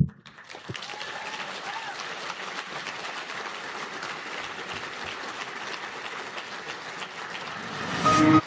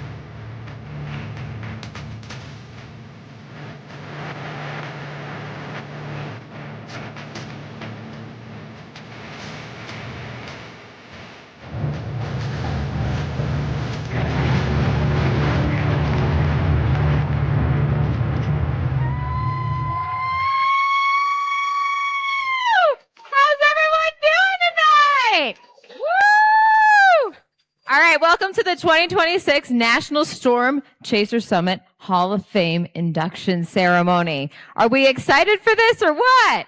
Woo! Now, we have some amazing scientists, meteorologists to induct tonight, but before we do that, we want to bring some special people up to the stage. So, first of all, the chair, we want to have Randy Denzer please come up here. Give him a round of applause. Woo! I love it. Jeff Petrowski, where are you? Come on up here. So these are our committee members that we have for the Hall of Fame. We've got Eric Fox. Woo!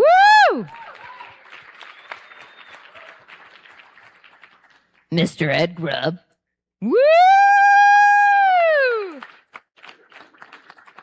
Dr. Karen Kosiba, who could not join us this evening, but she always helps out. And then Roger Edwards. Come on up here. Woo! Now, this is our second year that we're hosting this. And before we actually announce the inductees, we want Randy to say a few words. Thank you, Jen. Appreciate it. Well, it's great to be here. I want to start off by telling you a little bit about how we got here and the process that we have to actually select our inductees. To start with, I think it's very important to understand that the two men who actually started this and took it from a concept to a reality are standing right here, Ed Grubb and Eric Fox. And this has been talked about for a really, really long time, but these are the two guys who really spearheaded. I've been very honored to be the chairman of this group. I am very proud of our selections. I've been proud of building a process that I hope will last forever. I hope this goes on forever and ever. And the most important thing to us is that we have a guiding principle. And I want to read that guiding principle to you because I think it's important for this when we make our announcements tonight. The Storm Chasing Hall of Fame is a program designed to honor individuals whose life works have had a positive and lasting impact on storm chasing. Nominees should be widely known by the storm chasing community, and their contributions must have been evident over a long period of time. Possible contributions include, but are not limited to, forecasting, mentorship, community engagement, education, documentation, photography or videography or both, innovation, and research. The inductee to the Storm Chasing Hall of Fame should have a minimum of 20 years of field experience unless extenuating circumstances prevail. So that's our guiding principle. So the people who we select all have to have been known for a long time, and you're part of this process. So I want to talk to you about how you're part of this process. Last December, right before we had our first annual Hall of Fame ceremony, we asked for nominations. We got a list of, about 30 people, right? And we used that list last year, and we use it again this year. And maybe next year, we'll ask for input again. But as a committee, we look at those people on that list, and we value your input on this, all right? Which I'll tell you that we're very proud that the way the process works, it seems like it's getting us the best people. And I think we're very proud of that. So, and how do we do this as a process? So after much discussion, we decided upon a rank ordering voting method that allows the board members, after serious consideration of Chaser Community's nominees, to present their top 5 to 7 picks in a voting order. In a voting pool. We put them together in a voting pool. Once a pool of nominees is established, each board member submits a rank-ordered list of the nominees to the chairman. After I receive those lists, I tally the votes. The way I tally the votes are, first place gets 10 points, second place gets 9, and third gets 8 points, and so on. Once I have the votes tallied, I turn that list over of the top people on that list to both the Hall of Fame committee and to the board of directors. And we all at the same time get to find out who it is that got the nominees. I want to tell you that over the last 2 years, this process has naturally selected some of the most influential individuals in the storm chasing community. It's been our pleasure to see this process select our OGs, right? Our actual godfathers to this community. So with that, I'm going to turn it back over to Jen. But I want you to know that we're very proud of our selections, and you have a big part of that.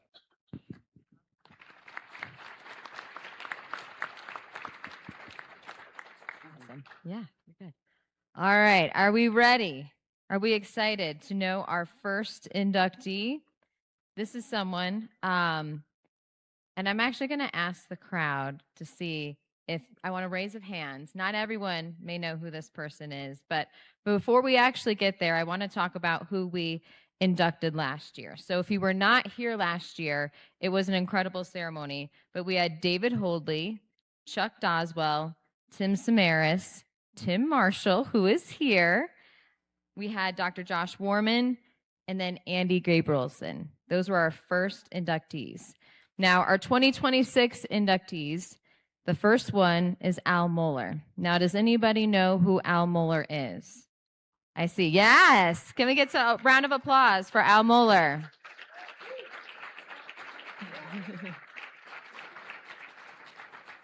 So Al was a pioneer of scientific storm chasing and the father of the National Weather Service storm spotter training. He was raised in Benbrook, Texas, and he earned his bachelor's and master's degree at the University of Oklahoma, where his graduate work focused on Southern Plains tornado outbreaks. As a student, he chased the historic 1973 Union City F5 tornado and took part in the foundational Tornado Intercept project. Al spent his career with the National Weather Service in Lubbock and Fort Worth, where he developed the nationwide spotter training programs that shaped modern warning operations. And long before the term existed, he practiced what is now known as the Decision Support Services, championing an integrated warning system that connected forecasters, media, emergency managers, and the public. Now, he also has a renowned passion, eloquent speaking style, and stunning storm photography. Al was a beloved educator and mentor who influenced thousands of forecasters, spotters, and storm chasers. He co-founded the Texas Severe Storm Chasers and the association. He authored influential research and forecasting work and remained an active chaser into the late 1990s. Al unfortunately passed away in 2014 at the age of 64 due to early onset Alzheimer's disease. His legacy lives on in the lives that he saved and the people he mentored. The modern storm warning system also he helped build is making a big difference in our community. With that said, we have Roger Edwards, which is going to come up here and say a few words about Al.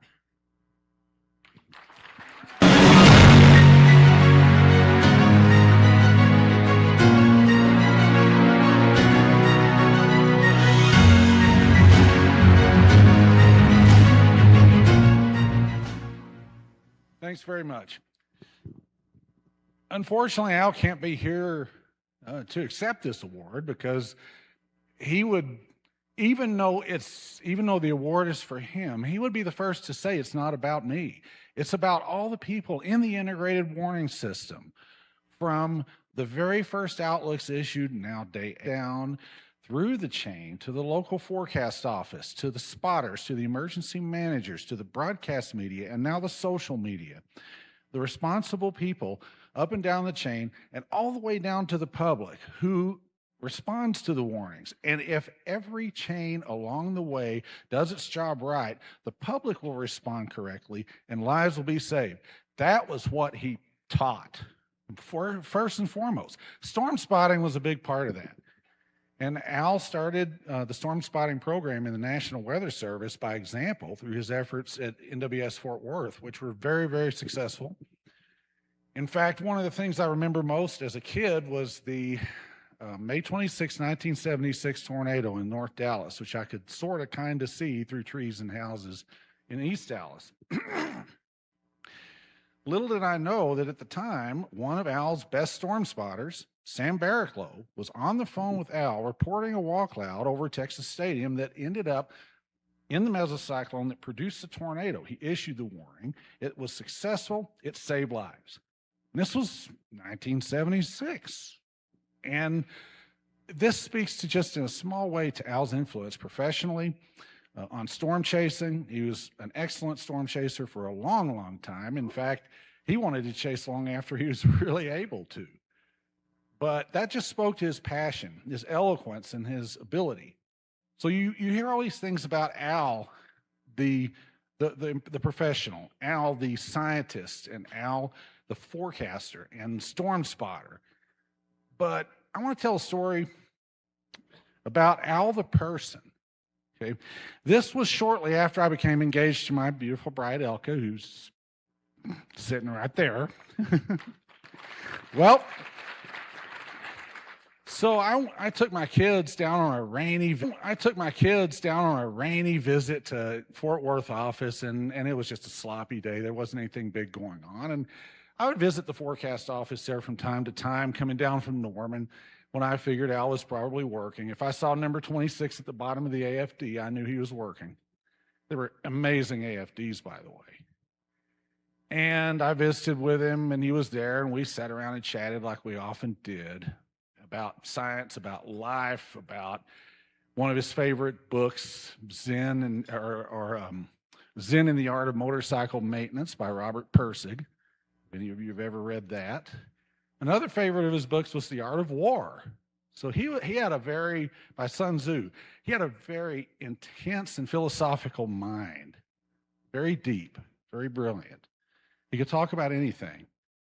Well, Al didn't have kids of his own. He had his daughter-in-law, Crystal, but he was really, really good with kids, and I didn't even know it. My kids, I had them sitting in the break room at the Fort Worth office.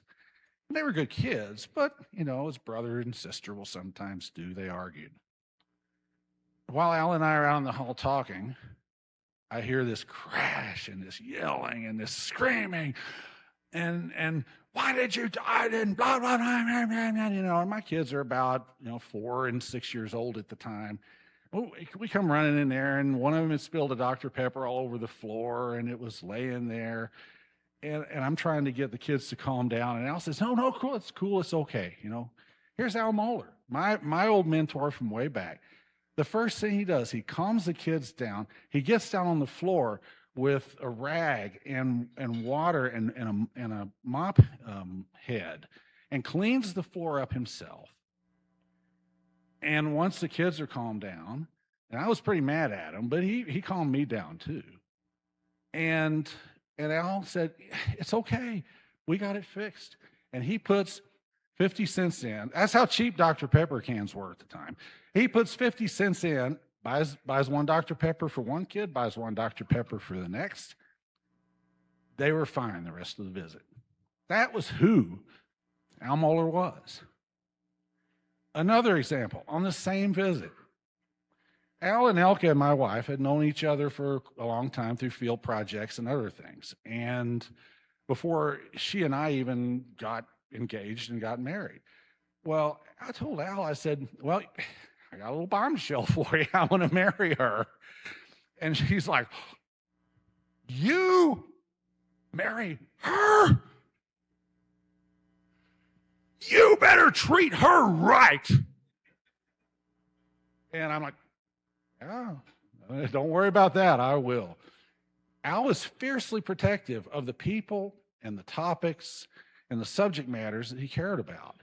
And one of them was science. One of them was storm chasing. Another was the ability of storm spotters and chasers to get information out there in order to improve warning lead times, warning verification. And he brought his knowledge as an expert chaser and photographer into scientific papers. And that was a great contribution of his too. So I probably should not keep babbling, and I will turn the microphone back over. But that's just a little bit of who Al was, a little bit. Thank you so much. Thank you.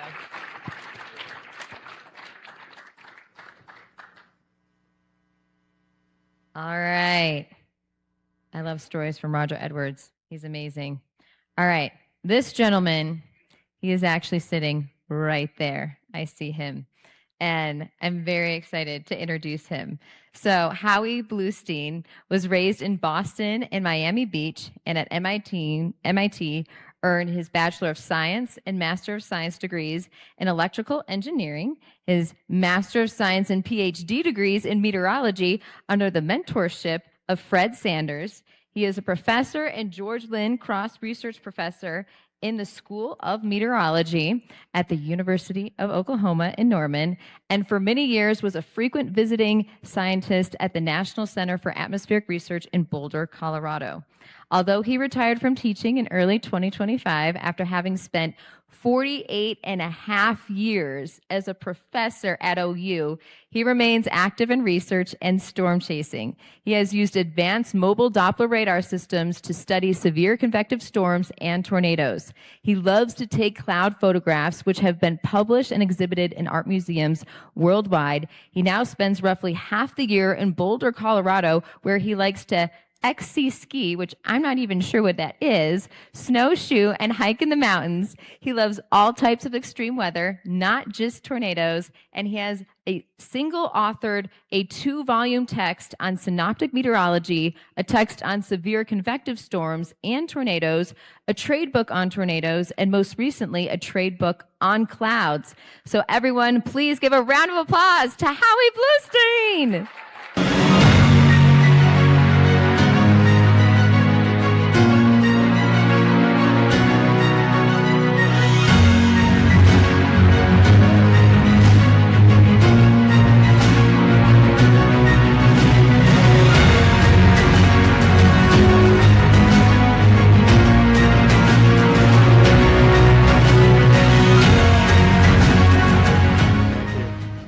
XC is cross-country skiing, something which I have not been able to do very much this year yet.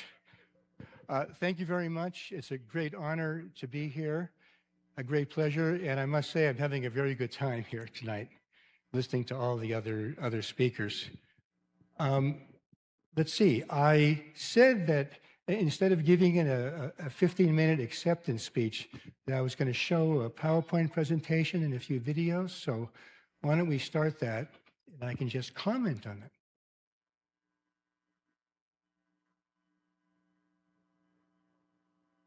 I think.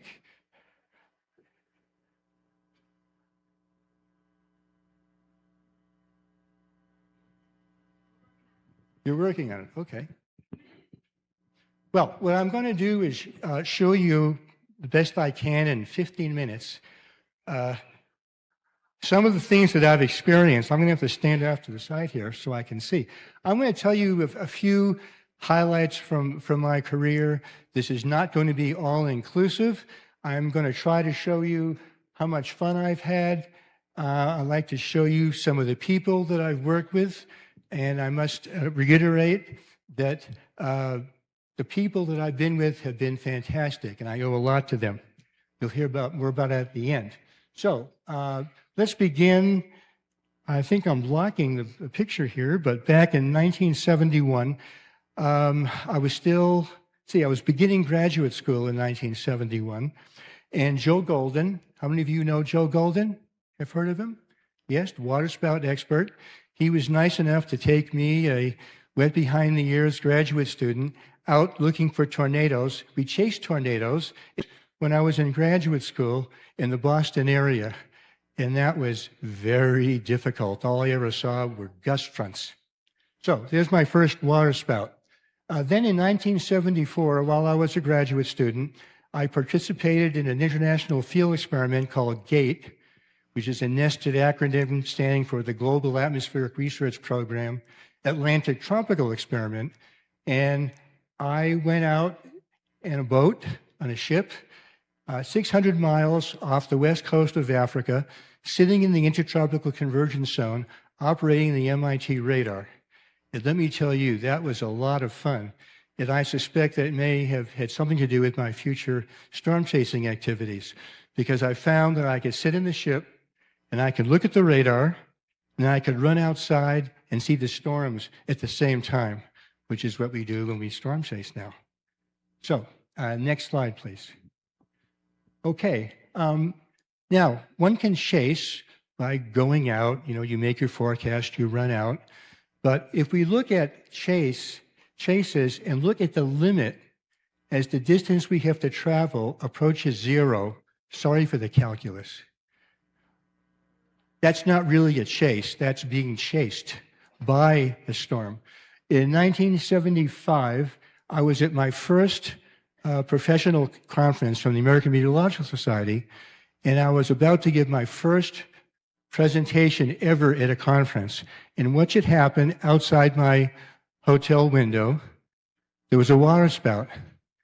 And then there was another water spout. And there were a whole series of water spouts.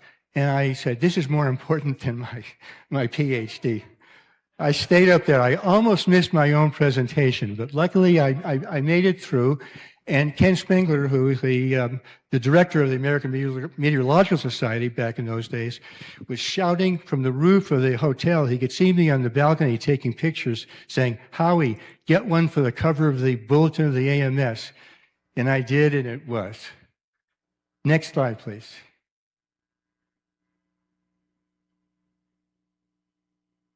Let's see. Okay. This is my first tornado. And as you can see, it's a fairly substantial tornado. When I got to Norman, I really didn't know anything about storm chasing. I still don't, but I really knew nothing then. And I knew that people did storm chase, but I went to the University of Oklahoma, my first job, because I thought that I'd go there for a few years to learn something about tornadoes. So, during the first year, I was involved in the NSSL OU Storm Intercept project, and I'd like to call out a person who was very important to me, Jeff Kimple, who's no longer here with us, who put me out to do this. And we were very, very unlucky. We didn't see very many tornadoes at all because we were restricted to the dual Doppler area. At those back in those days, there was a Doppler radar at the National Severe Storms Laboratory in Norman and one out in Yukon, just west of Oklahoma City. And we were restricted to be within the area of dual Doppler coverage. All the other storm chasers, the experienced ones, they were out in the Texas Panhandle. And there was a period called the 7 Days in May, which is also the name of a movie, why they used that name. And they were seeing tornadoes day after day after day, and I was just dying a million deaths. I wasn't even allowed to go out there. Finally, on May 20th, 1977, which turned out to be a day of a major outbreak, I said, please, please let me go out and beyond the dual Doppler area. And as luck would have it, in southwest Oklahoma, that's what I saw. Of course, had I stayed back in Norman, a huge tornado went through part of Oklahoma City, but anyway, next slide. Okay, I'm going to show you a few, whoops, go back one, please. I'm going to show you some of the early people, some of our really early chases. Eric Rasmussen, I guess he's ill. He wasn't able to come tonight. There's Eric, and there I am. And what am I doing? I'm grazing. Ask me later about why I was doing that. Then you see Dan Rusk and me. Now, I came from Boston, and I was not, shall I say, I didn't know very much about the culture out in Oklahoma. So Dan tried to teach me. And so there I am trying to look like a good old boy. And there's another picture that Eric took of me with a little food break. And down at the bottom right is a photograph I took on April 10, 1979. How many of you remember the big Wichita Falls tornado outbreak? So we went out, and back in those days, we were just going out to take pictures, movies, and I mean 16mm movies, not videos. And we were calling, not by cell phone, by radio. Well, at first, we would go to phone booths like Superman and call back to NSSL to get information. Anyway, we were trying to provide ground truth for the Doppler radars. And there you see the rogue stage of the Seymour tornado looking to the northeast, and we were all standing around having a grand old time, and I said, you know, tornado was heading right for Wichita Falls. Well, we were too late. We got into Wichita Falls when most of the town was devastated, which is sickening to see. Next slide. I still have back in Oklahoma a box of souvenirs, if you will. I have canceled checks, school children's notebooks from Wichita Falls. Okay, now, to my, just behind me over here, to my left is Brad Small, He was a student of mine who storm chased. And I must tell you, always be nice to your students, because he later, 20 years later, was my contract monitor at the National Science Foundation. He was responsible for funding me. The person to his left is Bob Davies Jones. How many of you have read papers by Bob Davies Jones? One of the pioneers of tornado theory. And then Ralph Donaldson. How many of you have heard of Ralph Donaldson? Great. He was the person who, I won't say invented, but saw probably the first mesocyclone in a supercell on Doppler radar. And that was back in 1970 when the paper came out. The supercell was in 1968 in Marblehead, Massachusetts, not the place where you would expect to see the first mesocyclone. Also, I'd like to add that he offered me a job when I was an undergraduate at MIT, along with Tom Hardy. He's the novelist. I forget the person's name, but his last name is Hardy. And at that time, I couldn't afford a car. I couldn't afford to go out to the Air Force Cambridge Research Lab and look at the radar. But boy, if I had been, my life would have been maybe a little bit different. I would have been there when they discovered the mesocyclone. In 1980, Albert Darr at the Wave Propagation Laboratory approached me and said, you know, I make devices that can measure wind shear at airports. I think I can make a device that can withstand the force of a tornado. So he and Carl Ramsey up in Boulder built a device called TOTO, the Totable Tornado Observatory, which we used for several years, tried to put it in the path of a tornado. People now routinely do that, but this was a 400-pound instrument, and we never got it directly in a tornado. We would put it out, and the tornado would suddenly turn or dissipate. Next slide. Okay, we had some fun back in 1981.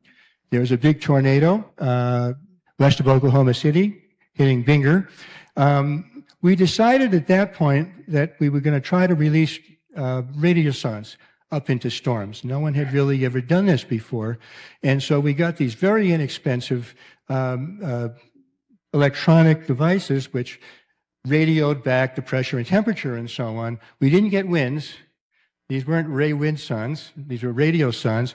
And you can see in the lower left-hand corner, Bill McCall, who is my student, who is no longer with us, and Greg Bird, who is out here somewhere, and several other of my students, releasing sondes, and Bill McCall is tracking the sonde with an optical theodolite.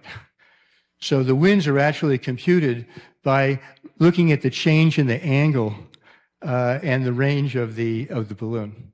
Next slide. Old technology. Okay, in 1984, I took a sabbatical and went to what's now the Hurricane Research Division. It used to be in Coral Gables before it moved to Virginia Key, and I got to fly into a lot of hurricanes. That was a lot of fun. And this is Hurricane Diana, 1984. And maybe, I don't know if you can see it from there, but you can just barely see the bottom of the ocean. There's a lot of haze.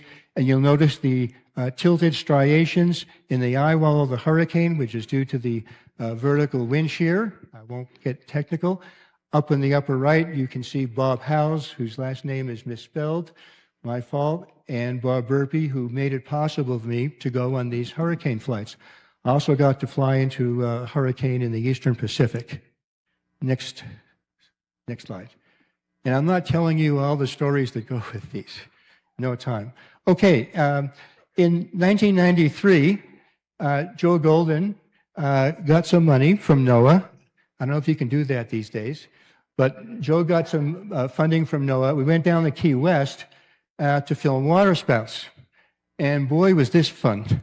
There I am in a flight suit, and there's Joe. You're flying at Cloud Base in Key West in August. You expect it to be quite warm. Well, look at a sounding and see what the temperature is at the convective condensation level.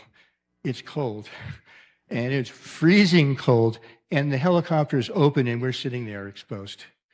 Anyway, look at this waterspout. Look how small it is. It's stationary. Now, people have told me there have been many studies which show that water spouts form along boundaries. Look at the sea surface. Tell me if you see any change in the sea surface. None. Okay, we can discuss that later. Next slide. We saw many water spouts. We went out for several days and saw many water spouts each day. Okay, some other work. Let's see, random things. There's Josh Werman. When he first built the Dow in 1995, the year before, his office was just on the other side of the graduate student's office, almost right next door to me. And there's a few pictures of Tim Marshall and me, one from 2024 and one from 1999. And a new one was produced just 2 weeks ago in Houston. In the lower left-hand corner, you can see the first portable Doppler radar that we used to try to make measurements of the wind in tornadoes. This is probably the first time anyone had taken a radar out into the field while storm chasing. And you can see the beautiful tornado out near Hodges, Texas. And this photograph that I took, which shows my students looking down, not at the tornado. Why? Because the radar wasn't working at this moment. They were trying to figure out where the loose connection was. But this picture made the cover of Time magazine. Twister, the first movie of Twister, came out, and Time magazine called me up and said, "We hear you have a picture you might want to use." I said, "Okay." Anyway, I loved that. It was the highlight of my life, except for marrying my wife over there.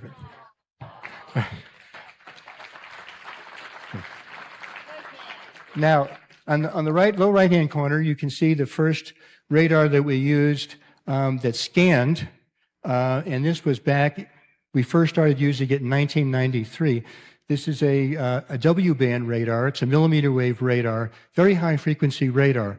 And you know how the Dows have a half-power beam width resolution of like 1 degree or so, maybe 9/10 of a degree.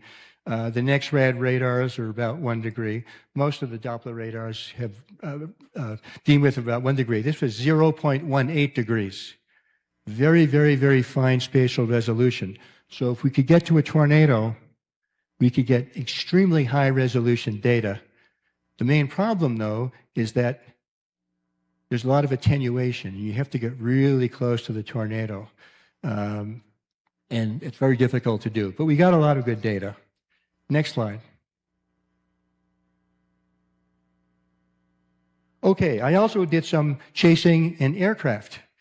And on the upper left, I went out during the first year of the first vortex experiment near Newcastle, Texas, and there was a tornado. It was scanned by the radar on board the aircraft.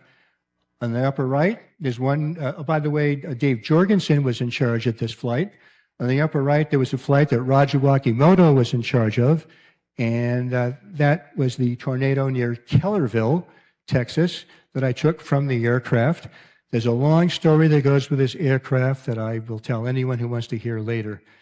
I can go on for 20 minutes talking about it. To make a long story short, we had to make an emergency landing, and we get caught into a downdraft of 300 meters and almost hit the ground. But I'm getting a bad look from my wife over there. On the lower left-hand corner, we got more sophisticated with our releasing of radiosondes.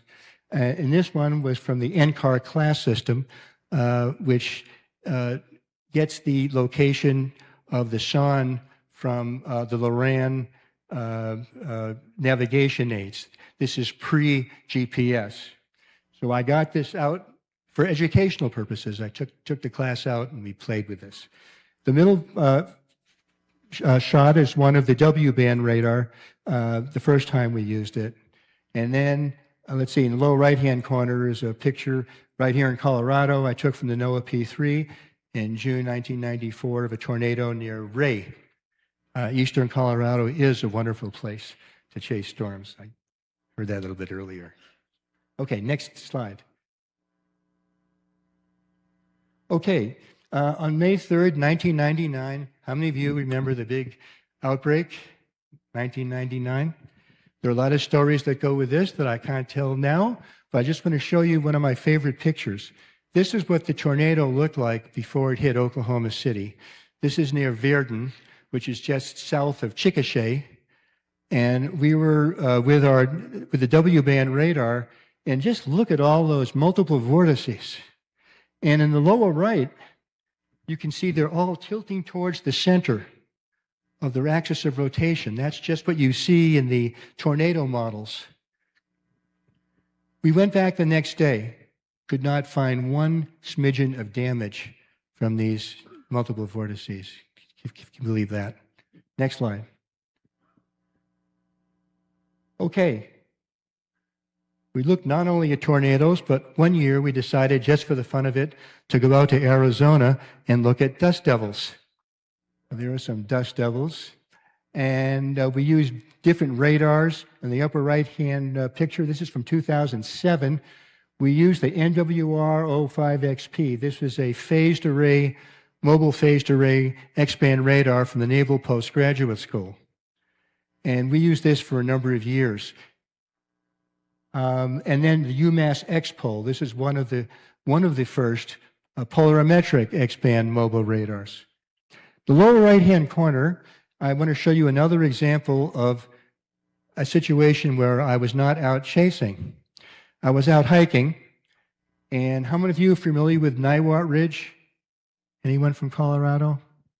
Okay, if you hike up to Brainerd Lake, you can go up a trail that takes you up into Niwot Ridge, which is about 11,000 feet. And you can get up to 12,000 feet, and there's a mountain there, which I tried to climb, but it gets technical after a while. You can see how steep it was getting. So it was close to midday, and I decided to stop and have my lunch. And while I was eating my lunch, I looked off to the south, and there's a tornado. Well, this is rather remarkable. Now, this was a day when there were strong easterly winds, strong upslope, dew points in the 50s. I mean, this is an amazing amount of moisture for this elevation. And I took the picture, and I said, well, this is nice. And when I got back to Boulder, I checked the radar, and good heavens, the exact same time I took this picture, there was a supercell with a tornado in Divide, Colorado. So I got the radar data and actually published a paper on this. Supercell tornado without chasing while out hiking. Next slide. Okay, some other famous people here. There's the MWR-5XP. We just heard about Al Moller. Obviously, I didn't know that I'd be speaking today and hear about Al Moller, but I took a picture of Al because I respected him, and Eric Rasmussen, who chased with me when he was an undergraduate student. In the upper right, there's a picture of me taken by Morris Wiseman. How many of you know Morris Wiseman? Familiar with his papers? He did some of the seminal work on how buoyancy and shear affect the nature of the convective storm using numerical simulations. So he took a picture of me out chasing once, and then in the lower right-hand corner, it's Josh and me on the last day of Vortex 2. Next slide. Okay, let's move on. Dave Hoadley. I managed to get a picture of Dave Hoadley taken with me back in 2016. Dave Hoadley is the perfect gentleman, someone who I looked up to when I first started storm chasing. I met him at an AMS Severe Storms Conference. I think it was in Omaha. I think it was back in the late 1970s. And his drawings just amazed me. His photographs amazed me. So I had to have a picture taken with him. And then a couple of pictures I've taken of Josh recently. One on the left, Josh is eating certified organic during the pandemic. And the other one is one that I took of Josh last July. He had participated in the ice chip experiment, which is one in which they were going out and looking at hail. And by poetic justice, I was invited over to his house for the party, the end of the field program party, and what happened? It hailed. So there's poor Josh he's holding his head because the hail stung, let me tell you. I wasn't holding my head. And that's small stuff. Next slide. Okay, now here we have Reed Timmer, okay, who's dominating. Reed, is Reed out there? Okay. Hello, Reed.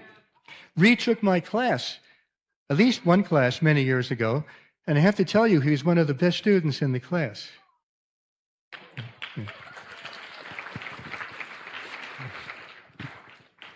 And then in the lower right-hand portion, whenever Reed and I meet up in the field, we usually, the way Tim Marshall and I do, and the way Tim Samaras and I used to, take pictures, but I don't have one of Tim with me here. Lower right-hand corner is Raxpol. This is a radar that I got funds from the National Science Foundation to build. Back in 2008, we finally got the radar in 2011, and it's the first rapid scan, mechanically rapidly scanning polarimetric radar. And that particular storm produced the largest hail ever seen in Oklahoma, at least as of that time, back in 2011. Next slide.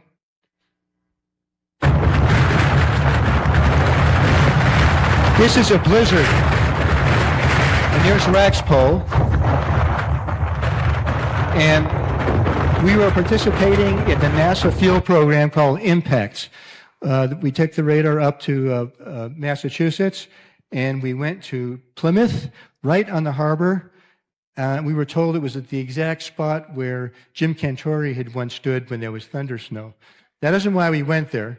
Anyway, it was the perfect spot to set up the radar. I will tell a little story about this particular deployment. First of all, we had a lot of difficulty finding a good spot to put the radar up. And the night before, we put it in a parking lot next to the harbor master building in Plymouth. And he told us, make sure you park the radar as far away from the edge of the parking lot as you can, because at high tide, it's going to flood. And we were getting winds of up to 70 miles an hour and heavy snow. So when we got up the next morning, the rain, yes, it had rained, changed to snow, and we couldn't get to the radar truck because the tide was up to there, and we didn't want to just get soaking wet and get hypothermia and so on. So we had to wait for the tide to go out. We operated the radar all day long, cooped up in there. What great fun. Tornadoes were great, but 70 mile an hour wind for hours and hours and hours with S+, and where we were, there wasn't that much snow, maybe 8 inches or so, because we had water, water at the ground. 1 block away at the hotel we stayed at, there were 2 feet of snow. So, what great fun. Next slide. We got great data. This is the Marshall Fire. The winds are blowing close to 100 miles an hour. I was down in the grass. I couldn't stand up. My sunglasses got blown away. This is the beginning of the Marshall Fire. Downslope windstorm. Those clouds that you see are not caused by the heat from the fire. They're caused by a hydraulic jump. The air comes down over the mountains and then jumps up tremendously. Let me just show that one more time. I'm almost done here.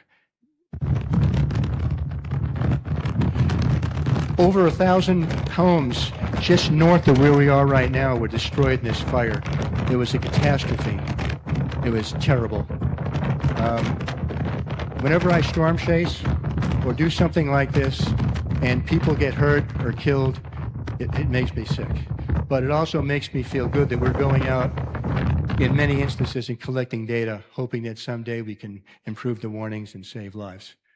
One more, please. I shot this a few weeks ago while cross-country skiing up at Brainerd Lake. And the winds were blowing for a while over 70 miles an hour. And this was so much fun. Notice there's no one else up there. And that's really getting out in there. Now, I know Reed likes to drive in the tornadoes, but standing out there when the wind's blowing 70 miles an hour and it's snowing, it's just a wonderful, wonderful feeling. And people have asked me, were you skiing when you took this video? No, I stopped to take the video. Okay, the final slide is coming up. Just want to note the many different ways that one can chase that I've chased. Chasing in a research vessel, chasing in a car or a van, chasing in a van or a truck with a portable or mobile Doppler radar, maybe polarimetric, chasing in an aircraft, chasing in an aircraft having a Doppler radar in it, chasing in a helicopter, chasing while hiking in the Colorado Rockies, chasing while cross-country skiing in the Colorado Rockies, and then serendipitous encounters while on a stationary chase. Thank you.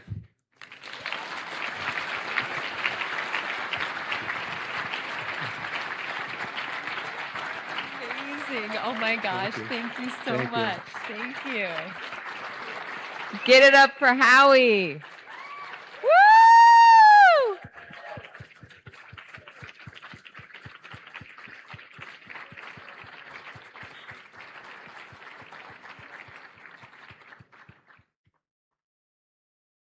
One day I will be as cool as he is. I'm just going to say it. I know. One day. We're going to give them a moment really quick.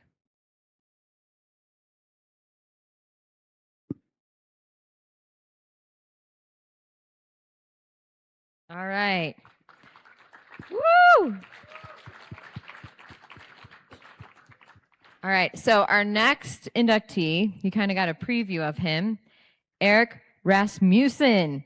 All right. Let's talk about Eric a little bit. Anybody know Eric? Know of Eric? Yes. Okay.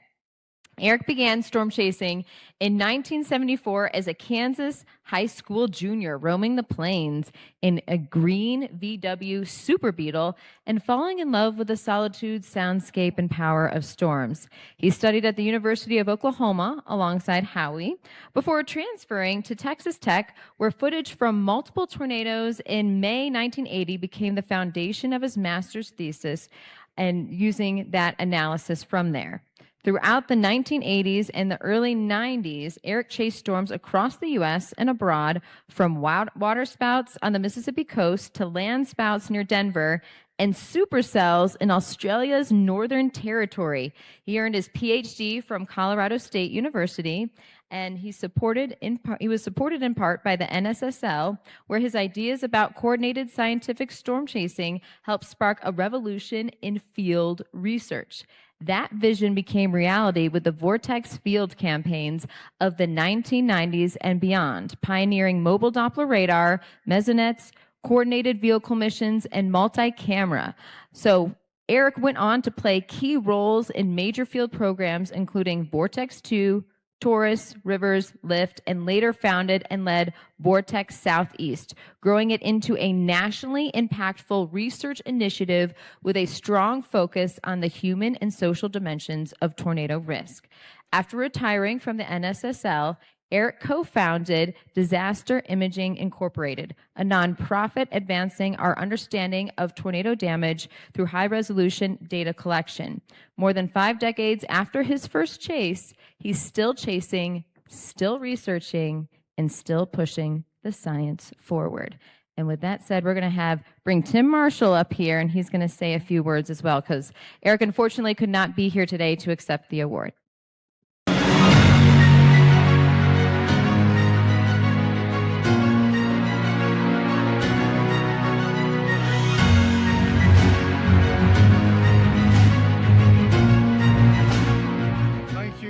Thank you. Why are you here? You're here because you have an unending passion to chase storms, to see the beauty of the sky. That's what we all share, a common bond. And just to recap a little bit, Alan Moller was a great friend of mine. He had that unending passion, great photographer, great orator, taught me a lot about how to speak. Listen to yourself when you speak, he said. So that's what I do. Dr. Howie Bluestein. He may or may not know it. The first time I met him, I was an undergraduate student in meteorology, not a chaser, didn't even have a camera. Yet I wanted to go to OU, my lifelong desire growing up in Chicago, OU all the way. Drove down to Norman. He just so happened to be in his office. It was in the fall or winter of '77. And I remember he showed me his waterspout picture on the cover of BAMS. I remember that vividly. And after a long conversation, I decided to go to Texas Tech instead of OU. No, just chit. OU didn't have any money for me, so I went to Texas Tech. But really, you all need to meet this guy. He's an icon. He bridges that gap between academia and the amateur chaser that I was. Who does that? You go out on the field and you see him and you stop and say hi. I mean, this is amazing. Very few people bridge that gap between academia and the amateurs. Can you imagine if I had a little telescope and I went to an astrophysics conference and I walked up to Carl Sagan and I said, I could see Mars from my telescope. What would Carl Sagan do? Howie, just like similar, would be very interested to talk to you about that. Who does that? A rare man indeed. Glad to know him as a friend. Get to know him, okay? How many of you have his book, Tornado Alley? Okay, yeah. How many have that double encyclopedia book, the technical book? Yeah, absolutely. Fantastic. So definitely get to meet him, okay? Wonderful person. Now to Eric Rasmussen. Eric and Rasmussen and I chased together in my un-air-conditioned Camaro in the Texas Panhandle for at least one season, and then he bought a car with air conditioning, and I chased with him for a little bit. But it was back in the late 70s that we chased together. We were chase partners there. Eric, again, has unending passion for severe weather. Lives, breathes, eats tornadoes. And that's what we all share. So I think it's a great honor, and I know he would be very proud to accept the award to be in the Hall of Fame. And by the way, I'm wearing this cap because of his friend, too, Chuck Doswell. That's right. That's why Chuck, Hall of Famer, absolutely. So that's why I'm wearing this hat. So really, I mean, he definitely needed to be in the Hall of Fame, just like Dr. Howie, C.B. Bluestein, and Alan Moller. Looking forward to seeing the other Hall of Famers to come. So thank you very much. Thanks, Tim. Awesome.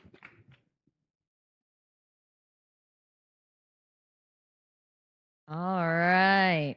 Are you ready for number 4? This is someone you guys have already heard from today. And I'm actually really excited. I see him over there to talk about him. So, Roger Edwards. Who loves Roger Edwards? Woo! Now, Roger, wait, don't come up here yet. I have to talk about you. I'm just trying to get everyone excited because you're amazing. Okay, so Roger Edwards is a recently retired lead forecaster with the Storm Prediction Center in Norman, Oklahoma, and a founder and longtime editor-in-chief of the Electronic Journal of Severe Storms Meteorology. In over a 35-year career, he worked rotating shifts at the SPC and its predecessor, the National Severe Storms Forecast Center, as well as the National Hurricane Center, following earlier research and field work at the National Severe Storms Laboratory, including driving the iconic Toto truck. Now, Roger, listen to this. Roger is one of the most prolific publishing forecasters in U.S. history, authoring 10 lead scientific papers while at the Storm Prediction Center and co-authoring more than 100 additional journal and conference publications. That's a big deal. He's a storm chaser, a photographer for over 4 decades. He began chasing in 1985 as an OU meteorology student and has contributed observations to landmark research on events including the May 3rd, 1999 outbreak and the 2011 El Reno Piedmont EF5. His work spans tornadoes, hurricanes, floods, volcanic eruptions, with thousands of images showcased on his SkyPix photography website. Born and raised in Dallas, Roger's passion for severe weather has been lifelong. He continues to chase, photograph, consult through Supercell Scientific, often alongside his wife, a fellow storm observer and photographer. Still driven by the same curiosity that pulled him to the screen door to watch storms as a child. All right, Roger, come on to the stage.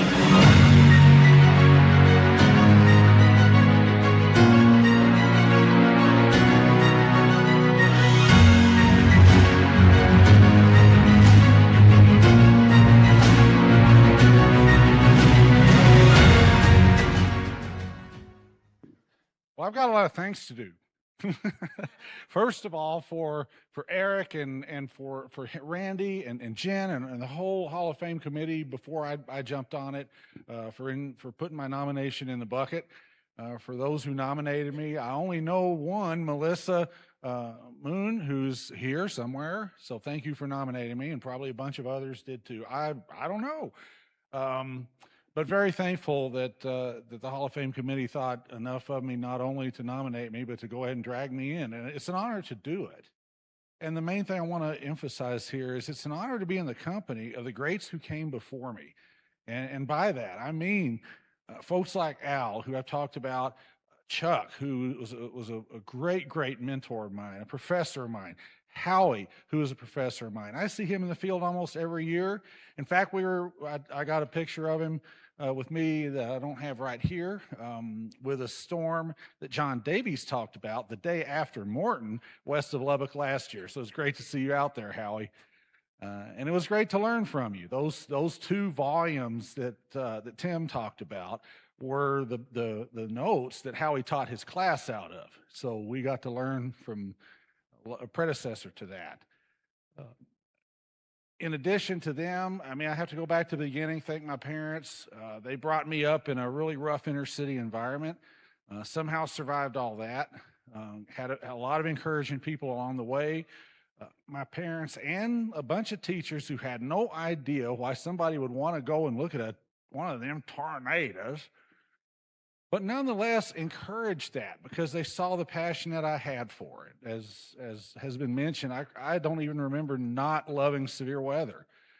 I crawled to the screen door as a baby, and I was a baby. As soon as I could crawl, I wanted to see the lightning. The closer, the louder, the better. So I don't even remember not loving storms. Made my way to OU, a bunch of great instructors, professors there, like Howie, like Chuck, Fred Carr, a lot of great people there that I learned a lot from. And then past OU at the Hurricane Center, you know, what is it like to be cold called by the deputy director of the National Hurricane Center? Would you like to work here? Yeah. So off to Miami I went and worked there for some amazing people. Bob Sheets was the director at the time. I got to work a lot with Max Mayfield, who was an OU undergrad back in the 70s, along with Don Burgess, who at the lab I learned a ton of radar meteorology from. My time at the Severe Storms Lab as a student was just amazing. Drive the Toto truck, lead the field projects for IoT and E2. That taught me so much. I still have trouble to this day believing that they let an 18-year-old kid became best friends, and our paths in life diverged when I went to the Hurricane Center. They reconverged again at the Severe Storms Forecast Center. We've been co-workers ever since until I retired, and Rich and I have made each other better meteorologists, better chasers the whole way. Last but not least, I want to thank my beautiful bride, Elka, who I hope not only did I treat right following Al Moller's, steadfast warning to me, but also who, helped to raise my kids, who I met on a storm chase in Graham, Texas one night. and who knew a lot of the same people from Colorado that Tim and Howie had talked about. And she's been with me every step of the way ever since then, putting up with my weather obsession, my rotating shift work, which is not trivial, and now is with me in retirement. So thanks for giving her a round of applause too. And thank to everyone here for attending and for learning as much as you can. Never stop learning.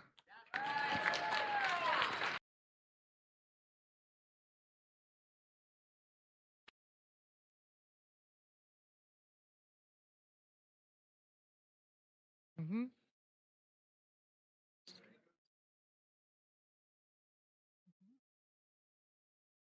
Oh, you're good. You're good. Mm-hmm. Mm-hmm. All right. So we are about to announce our fifth and final inductee for the 2026 class here of the Hall of Fame. We're just going to give them just one more minute. But you all know who this person is. He opened up the conference. And the fifth person is Mr. John Davies. Woo! And John, I can't introduce. I feel like we needed to find someone a little bit better to introduce you. So don't get nervous, dude. Don't get nervous. It's all good, baby. All right, and yeah, actually, I'm gonna. Okay. Or you can do that. You can do that too. Yeah, I'd rather do that. But all right. Yes. Good evening. I don't know what to do with all this. Seriously. Good evening, fellow chasers, meteorologists, and weather enthusiasts. First of all, again, I want to thank everybody, Eric, Randy, Jen, Holly, everybody for giving us a safe place to come just once a year for a few days to just like reconnect, learn something, and just to have some fun. So I appreciate that. So my name is Shauna Davies, and I'm obviously the wife of John Davies. And again, I got too many papers up here. Can we, yeah, seriously, I can't with this. Oh, yeah, sorry. Got you. You got it. All right, thank you. And I need my glasses on. I'd prefer this. Oh, yeah, this would be better for me. Thank you, love. All right, so again, my name is Shauna Davies, and I'm the wife of John Davies, the next inductee. So I'm going to actually do his talk for him because I do it better. And then he could just give us thank yous. So, and he didn't know I was doing this until like literally right now. So let me tell you a little bit about my man, John Davies, and Matthew Cappucci. Are you still here? There you are. You might dig on this. All right. So my husband, John Davies, was born and raised in the plains of southern Kansas in the town of Pratt. He saw his first tornado at the age of 9 in the backyard of his home and was fascinated by weather ever since. Lucky. The tornado he saw was identified as an F3 at the time, for which, sorry, I don't want to be too loud. Tornado, which demolished some airport buildings north of Pratt. Ironically, at the same time, the godfather of storm chasing and last year's NS, what cable channels do, and John, along with a few others, was laid off. And are we not doing the video thing, or is the video going? What?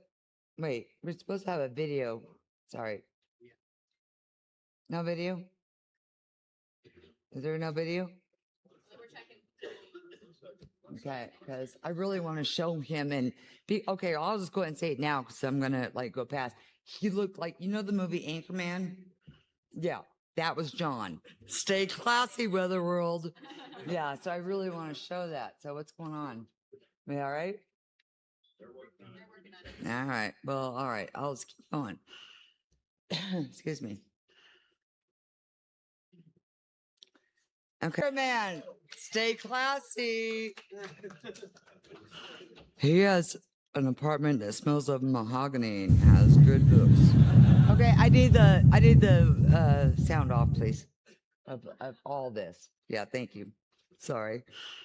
All right, so that said, locating back to Kansas all those years allowed him the freedom to finally begin to chase storms instead of being in a studio reporting them. And it also turns out those years back in Kansas would also launch his research career. For example, on May 11th, 1990, while leaving John's parents' home, he noticed cumulus clouds rapidly building. Although they weren't very tall, one with a dark base that looked like a hefty rain shower was starting to rotate, and John decided this. I said it right? All right. To his surprise, the small rotating cell with no lightning produced a white sunlit tornado. His photographs of this tornadic mini supercell appeared in WeatherWise magazine, and that event also began his interest with research and tornadoes that occur with mid-level cold cores. However, John originally, right on, Roger. Yeah. All right. Sorry, I'm getting mixed up with that. All right.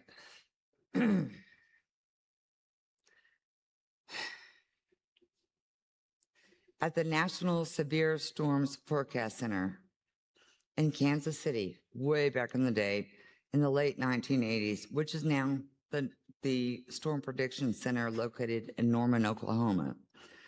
Bob was most recognized for his work on forecasting derechos. However, Bob saw John's interest in tornado forecasting and served as a mentor and a collaborator on several projects with John in the early 1990s. This resulted in the development of the Energy Helicity Index, or EHI, as we all know, a parameter combining instability and wind shear still used today in tornado forecasting. Now, that's the fun part.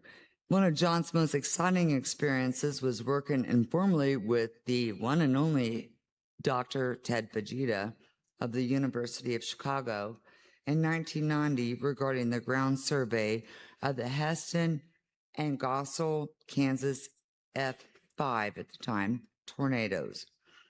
Dr. Fujita had done a preliminary study suggesting these two were completely separate tornadoes. Now, John had questions, so he did his own survey by both walking and driving the damaged paths and images collected with the help from storm chaser Roy Britt. John's findings showed that the Gossel tornado formed from a merger of the narrowing Heston tornado with a new mesocyclone and developing tornado that widened into the Gossel tornado. This is one of the first documentations of two long-track violent tornadoes in the sequence actually merging together, appearing like one continuous track. John gathered all of his findings and sent them to Dr. Fujita, hoping for some sort of response. And after a couple weeks, he thought, he won't hear back. Then one day, while John was working in his dad's office, his secretary buzzed in and said, "John, there's a professor that I can't understand. And anyway, I can't understand him. He's a foreign language. I think his name is Fujita. And he wants to speak to you right now." So John's stomach dropped because oh my gosh, he realized that he was about to talk to his tornado research hero. Dr. Fujita and John had an engaging conversation about John's additional findings, and as a result of John's documentation and a couple of follow-up conversations, Dr. Fujita revised his original survey and noted John's contribution in Dr. Fujita's final book, on tornadoes called The Mystery of Severe Storms. Anyone know of that? Final book on tornadoes called The Mystery of Severe Storms. Anyone know of that? Oh, of course you do, Bluestein. Sorry, that was too easy. John got a chance. Oh, no, wait. A few months later, though, John was thrilled to meet and talk personally with Dr. Fujita when he was in Kansas City for an AMS meeting. John got a chance to work with another respected severe weather researcher when Dr. Chuck Doswell, see you, Tim, heard about John and Fujita's work on the Heston tornado. Dr. Doswell brought John in with radar expert Don Burgess, as we all know, us oldies know, to work on a paper about the Heston and Gossel storm. This was John's first peer-reviewed paper, and he felt very honored to work with these two respected severe weather experts that he also very much admired. After John's parents passed away, John sold the medical oxygen business in the mid-1990s, and he did more television work on the side in Wichita, as well as continuing his forecast research on the side. Other work by John centered on hybrid-type tornadoes that combine supercell and non-supercell processes along slow-moving windshift boundaries with strong daytime heating. A lot of words there, Dave. In 2005, John received an Operational Achievement Award from the National Weather Association for his work on this subject. Also, in June of 2005, I think I just said 2025. I meant 2005 if I did. In 2005, John also did field work with researchers Tim Samaras, Carl Young, and others for a few weeks. John's major job was to help with forecasting in order to place research probes in and near tornadoes. He was also the driver for Carson Peter, a photographer from Nat Geo. To this day, John is still deeply affected and saddened when Tim, Carl, and Tim's son, Paul, were killed in the El Reno, Oklahoma of 2013, and he misses them to this day. Now, John has observed many tornadoes over the past 35 years. Jesus Christ. Yeah. He's seen 4 F5/EF5 tornadoes, Heston, Kansas in 1990, Andover, Kansas in 1991, Joplin, Missouri in 2011, and El Reno in 2013. He's also chased 5 hurricanes, the most significant being Isabel in 2003 and Francis in 2004. In 2002, by the way, I wasn't supposed to do this. It was supposed to be the dudes, Eric and Randy. So John doesn't know about this. All right. In 2002, John met a new storm chaser, Shauna Hell from Kansas City, at a weather seminar in Lawrence, Kansas. Cannot do third person. I hate that crap. All right, sorry. The two stayed in touch for 5 years, and in the spring of 2006, John asked Shauna to collaborate on a children's book called Storm Chasers on the Trail of Twisters for middle schoolers. While working on this project, these two idiots found that they had more in common aside from severe weather and began dating in 2006, eventually getting married during a low-end severe storm chase in 2008 at the Konza Overlook south of Manhattan, Kansas, which was shown on a doc reality series of Tornado Road. They also took part in the Weather Channel's Great Tornado Hunt in 2011, where they also chased the Joplin, Missouri EF5 tornado, which was awful. Now, John and Shauna have chased storms now for, again, John and I have chased storms for 20 years and will continue to do so as long as she feels they can. And although John says he's at retirement age, yeah, right, he still hopes to publish and couple a couple more papers about tornado forecasting. And as I finish up, I just want to say, and this is off the cuff, John, as your life partner and your storm chase partner, I just want to say I'm very proud of you and everything you've done professionally and personally. I'm not done. I'm sorry, not done. Sorry. And I just want to say, as your, again, as your life partner and chase partner, I love you and I like you. Congratulations. Now I'm done.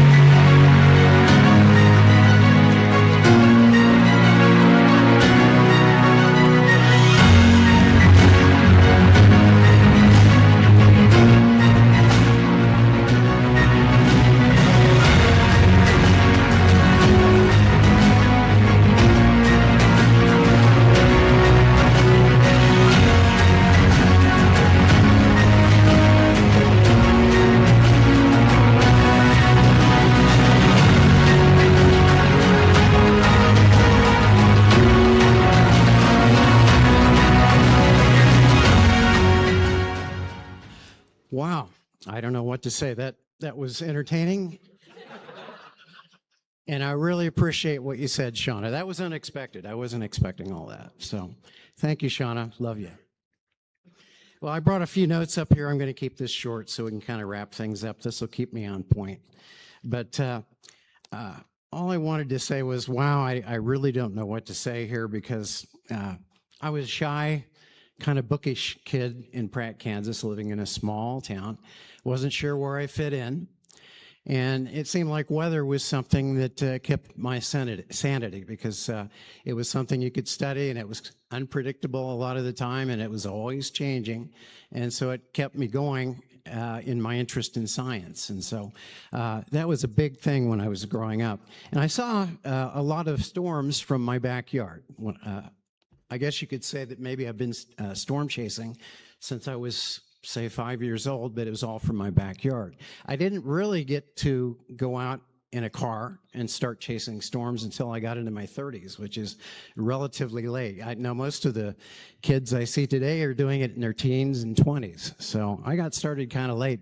So I'm really surprised that as a late starter like that and being largely outside the academic community that here I am being inducted into a Chaser Hall of Fame, which never even occurred to me at any point. So I'm very appreciative of Randy Denzer and Eric Fox and the whole committee, Ed Grubb. And I know a lot of thank yous have been said, but it takes a lot to put this thing on. So I really appreciate that, and I appreciate the support of like the committee, the board, and all the volunteers that have anything to do here with the NSCS Summit. Yes. So. Thank you. All right, Trey. There's some people I want to thank real quick here. Bob Johns, you saw his picture on the video. There was kind of an accumulation of things there that ran by. Bob Johns was very important to me in the late 80s and 1990s when I met him at what was then the National Severe Storms Forecast Center. And he and I kind of clicked. He saw in me my passion for storms, and I was really interested in tornadoes and how do we forecast them. And so he got me involved in a lot of research, showed me how to do some of that and how to write. And I'll be honest with you, I wouldn't be where I am now doing some of the things I'm doing without him. So I have every thanks I can give to him. He passed away a few years ago. A very good man in my life. Chuck Doswell, I'll say a few words about him. About the same time as I worked with Fujita briefly there on the Heston tornado, he got interested in what I was doing, and he even brought Don Burgess in on that paper, as Shauna mentioned. And Chuck was a real supporter of me. He really kicked me in the ass a few times, I'll tell you that. He's a tough guy to work for, but he made me be better. And he kind of toughened me up, and I really appreciated that. And I can see that he really believed in me on a lot of things. And Chuck's not with us anymore either, so I really appreciate Chuck's attention and helping me get into kind of a research career. Don Burgess, I also want to thank. I know Don Burgess was very important for Roger Edwards, and a mentor to him, and he was also a mentor to me, and I really appreciated his giving me some confidence. Dave Hoadley. Dave Hoadley's always been very friendly to me.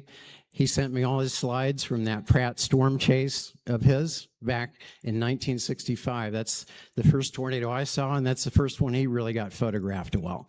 And so that was kind of an interesting synchronicity there. And I really appreciate Dave. I'm amazed how he keeps chasing at his age. He's in his 80s now, and I'm getting up here around 70. So it's a tough one. Yes. Well, I did turn 70 this last year. We'll be truthful about it. I want to thank Roy Britt, who's a friend of mine, a storm chaser and storm enthusiast from Virginia. He's chased a lot with Tim Marshall in the distant past. He's 79 now, but he's we still stay in touch. And he was quite a video archivist, and I couldn't have done some of the work I did with the Heston tornado and some other things like the Andover tornado without Roy's help, because he'd go out and knock on doors and talk to people to locate videos about storms. He just wanted to archive this stuff, and this is back when, you know, we had no internet, certainly didn't have any social media, so he did a wonderful job archiving things, and he's got quite an archive of his own, and it was really helpful to work with him. I don't think I could have done some of the stuff I did with the Heston tornado without Roy's help. Kind of a cliche, I know, but I want to thank my mom and my dad.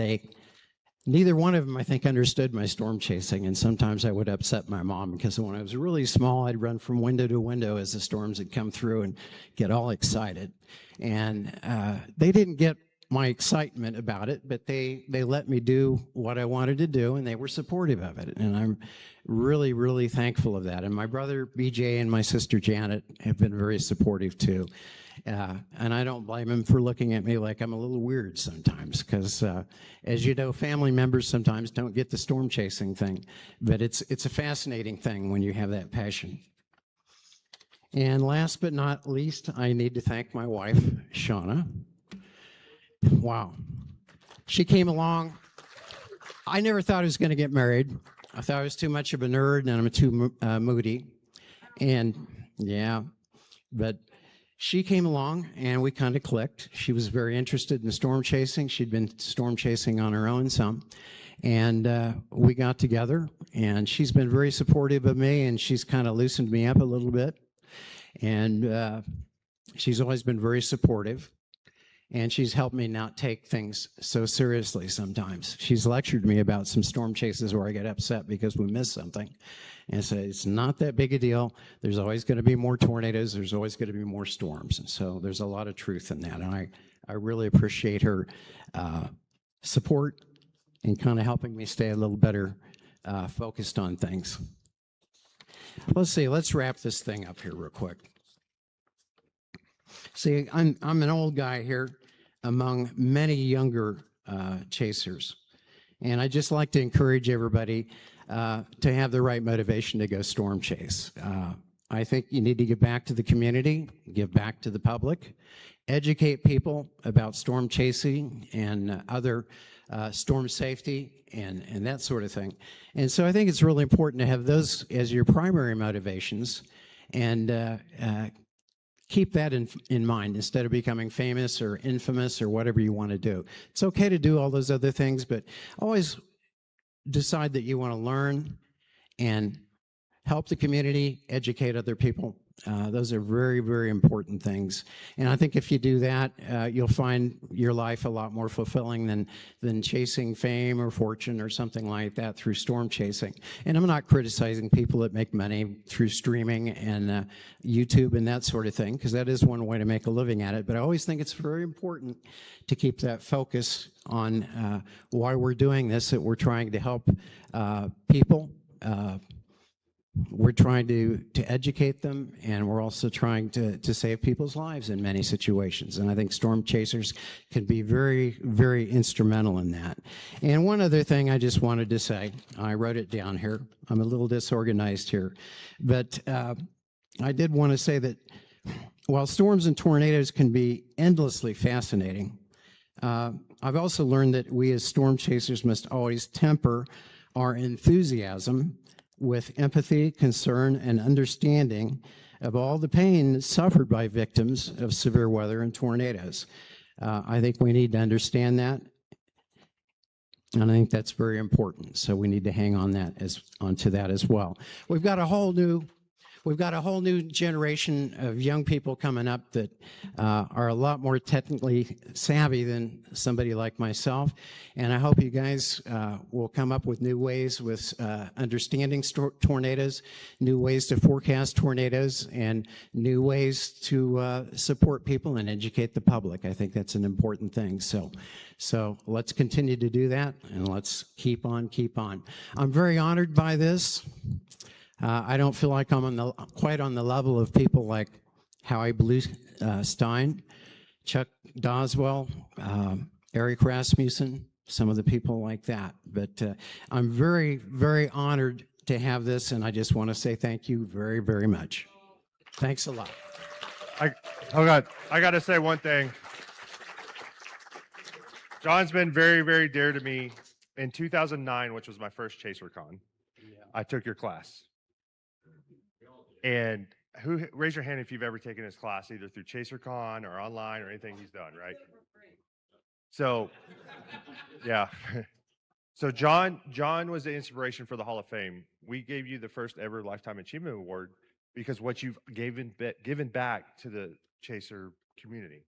I think you've taught more in classes to non-meteorologist chasers than anybody. Gabe Garfield's starting to catch you, so I feel like you need to come in and start teaching, but he's doing a great, amazing job. But from the summit side and everything, the inspiration of the education side is all you. You are the reason that we as a summit are doing what we do, because the inspiration of giving back, teaching to the young folks. So from the summit side, I want to, please, round of applause just on that side. Yeah. Well, absolutely. And you're not going to go away. You're always going to be part of the summit. Of course, now you're forever part of the Hall of Fame. And I want to thank you. And so thank you again. All right.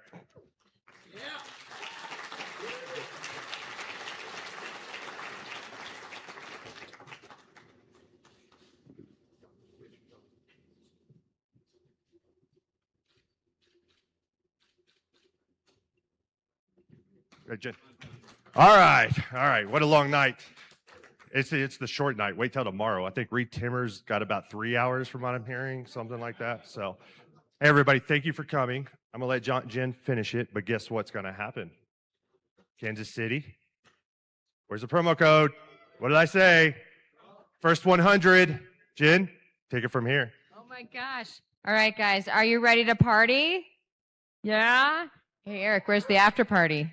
Hey, after party in the bar, they're waiting on us. All right, woohoo! So give a final applause to all our inductees, and let's continue this amazing party and have another epic night. Cheers! Woo!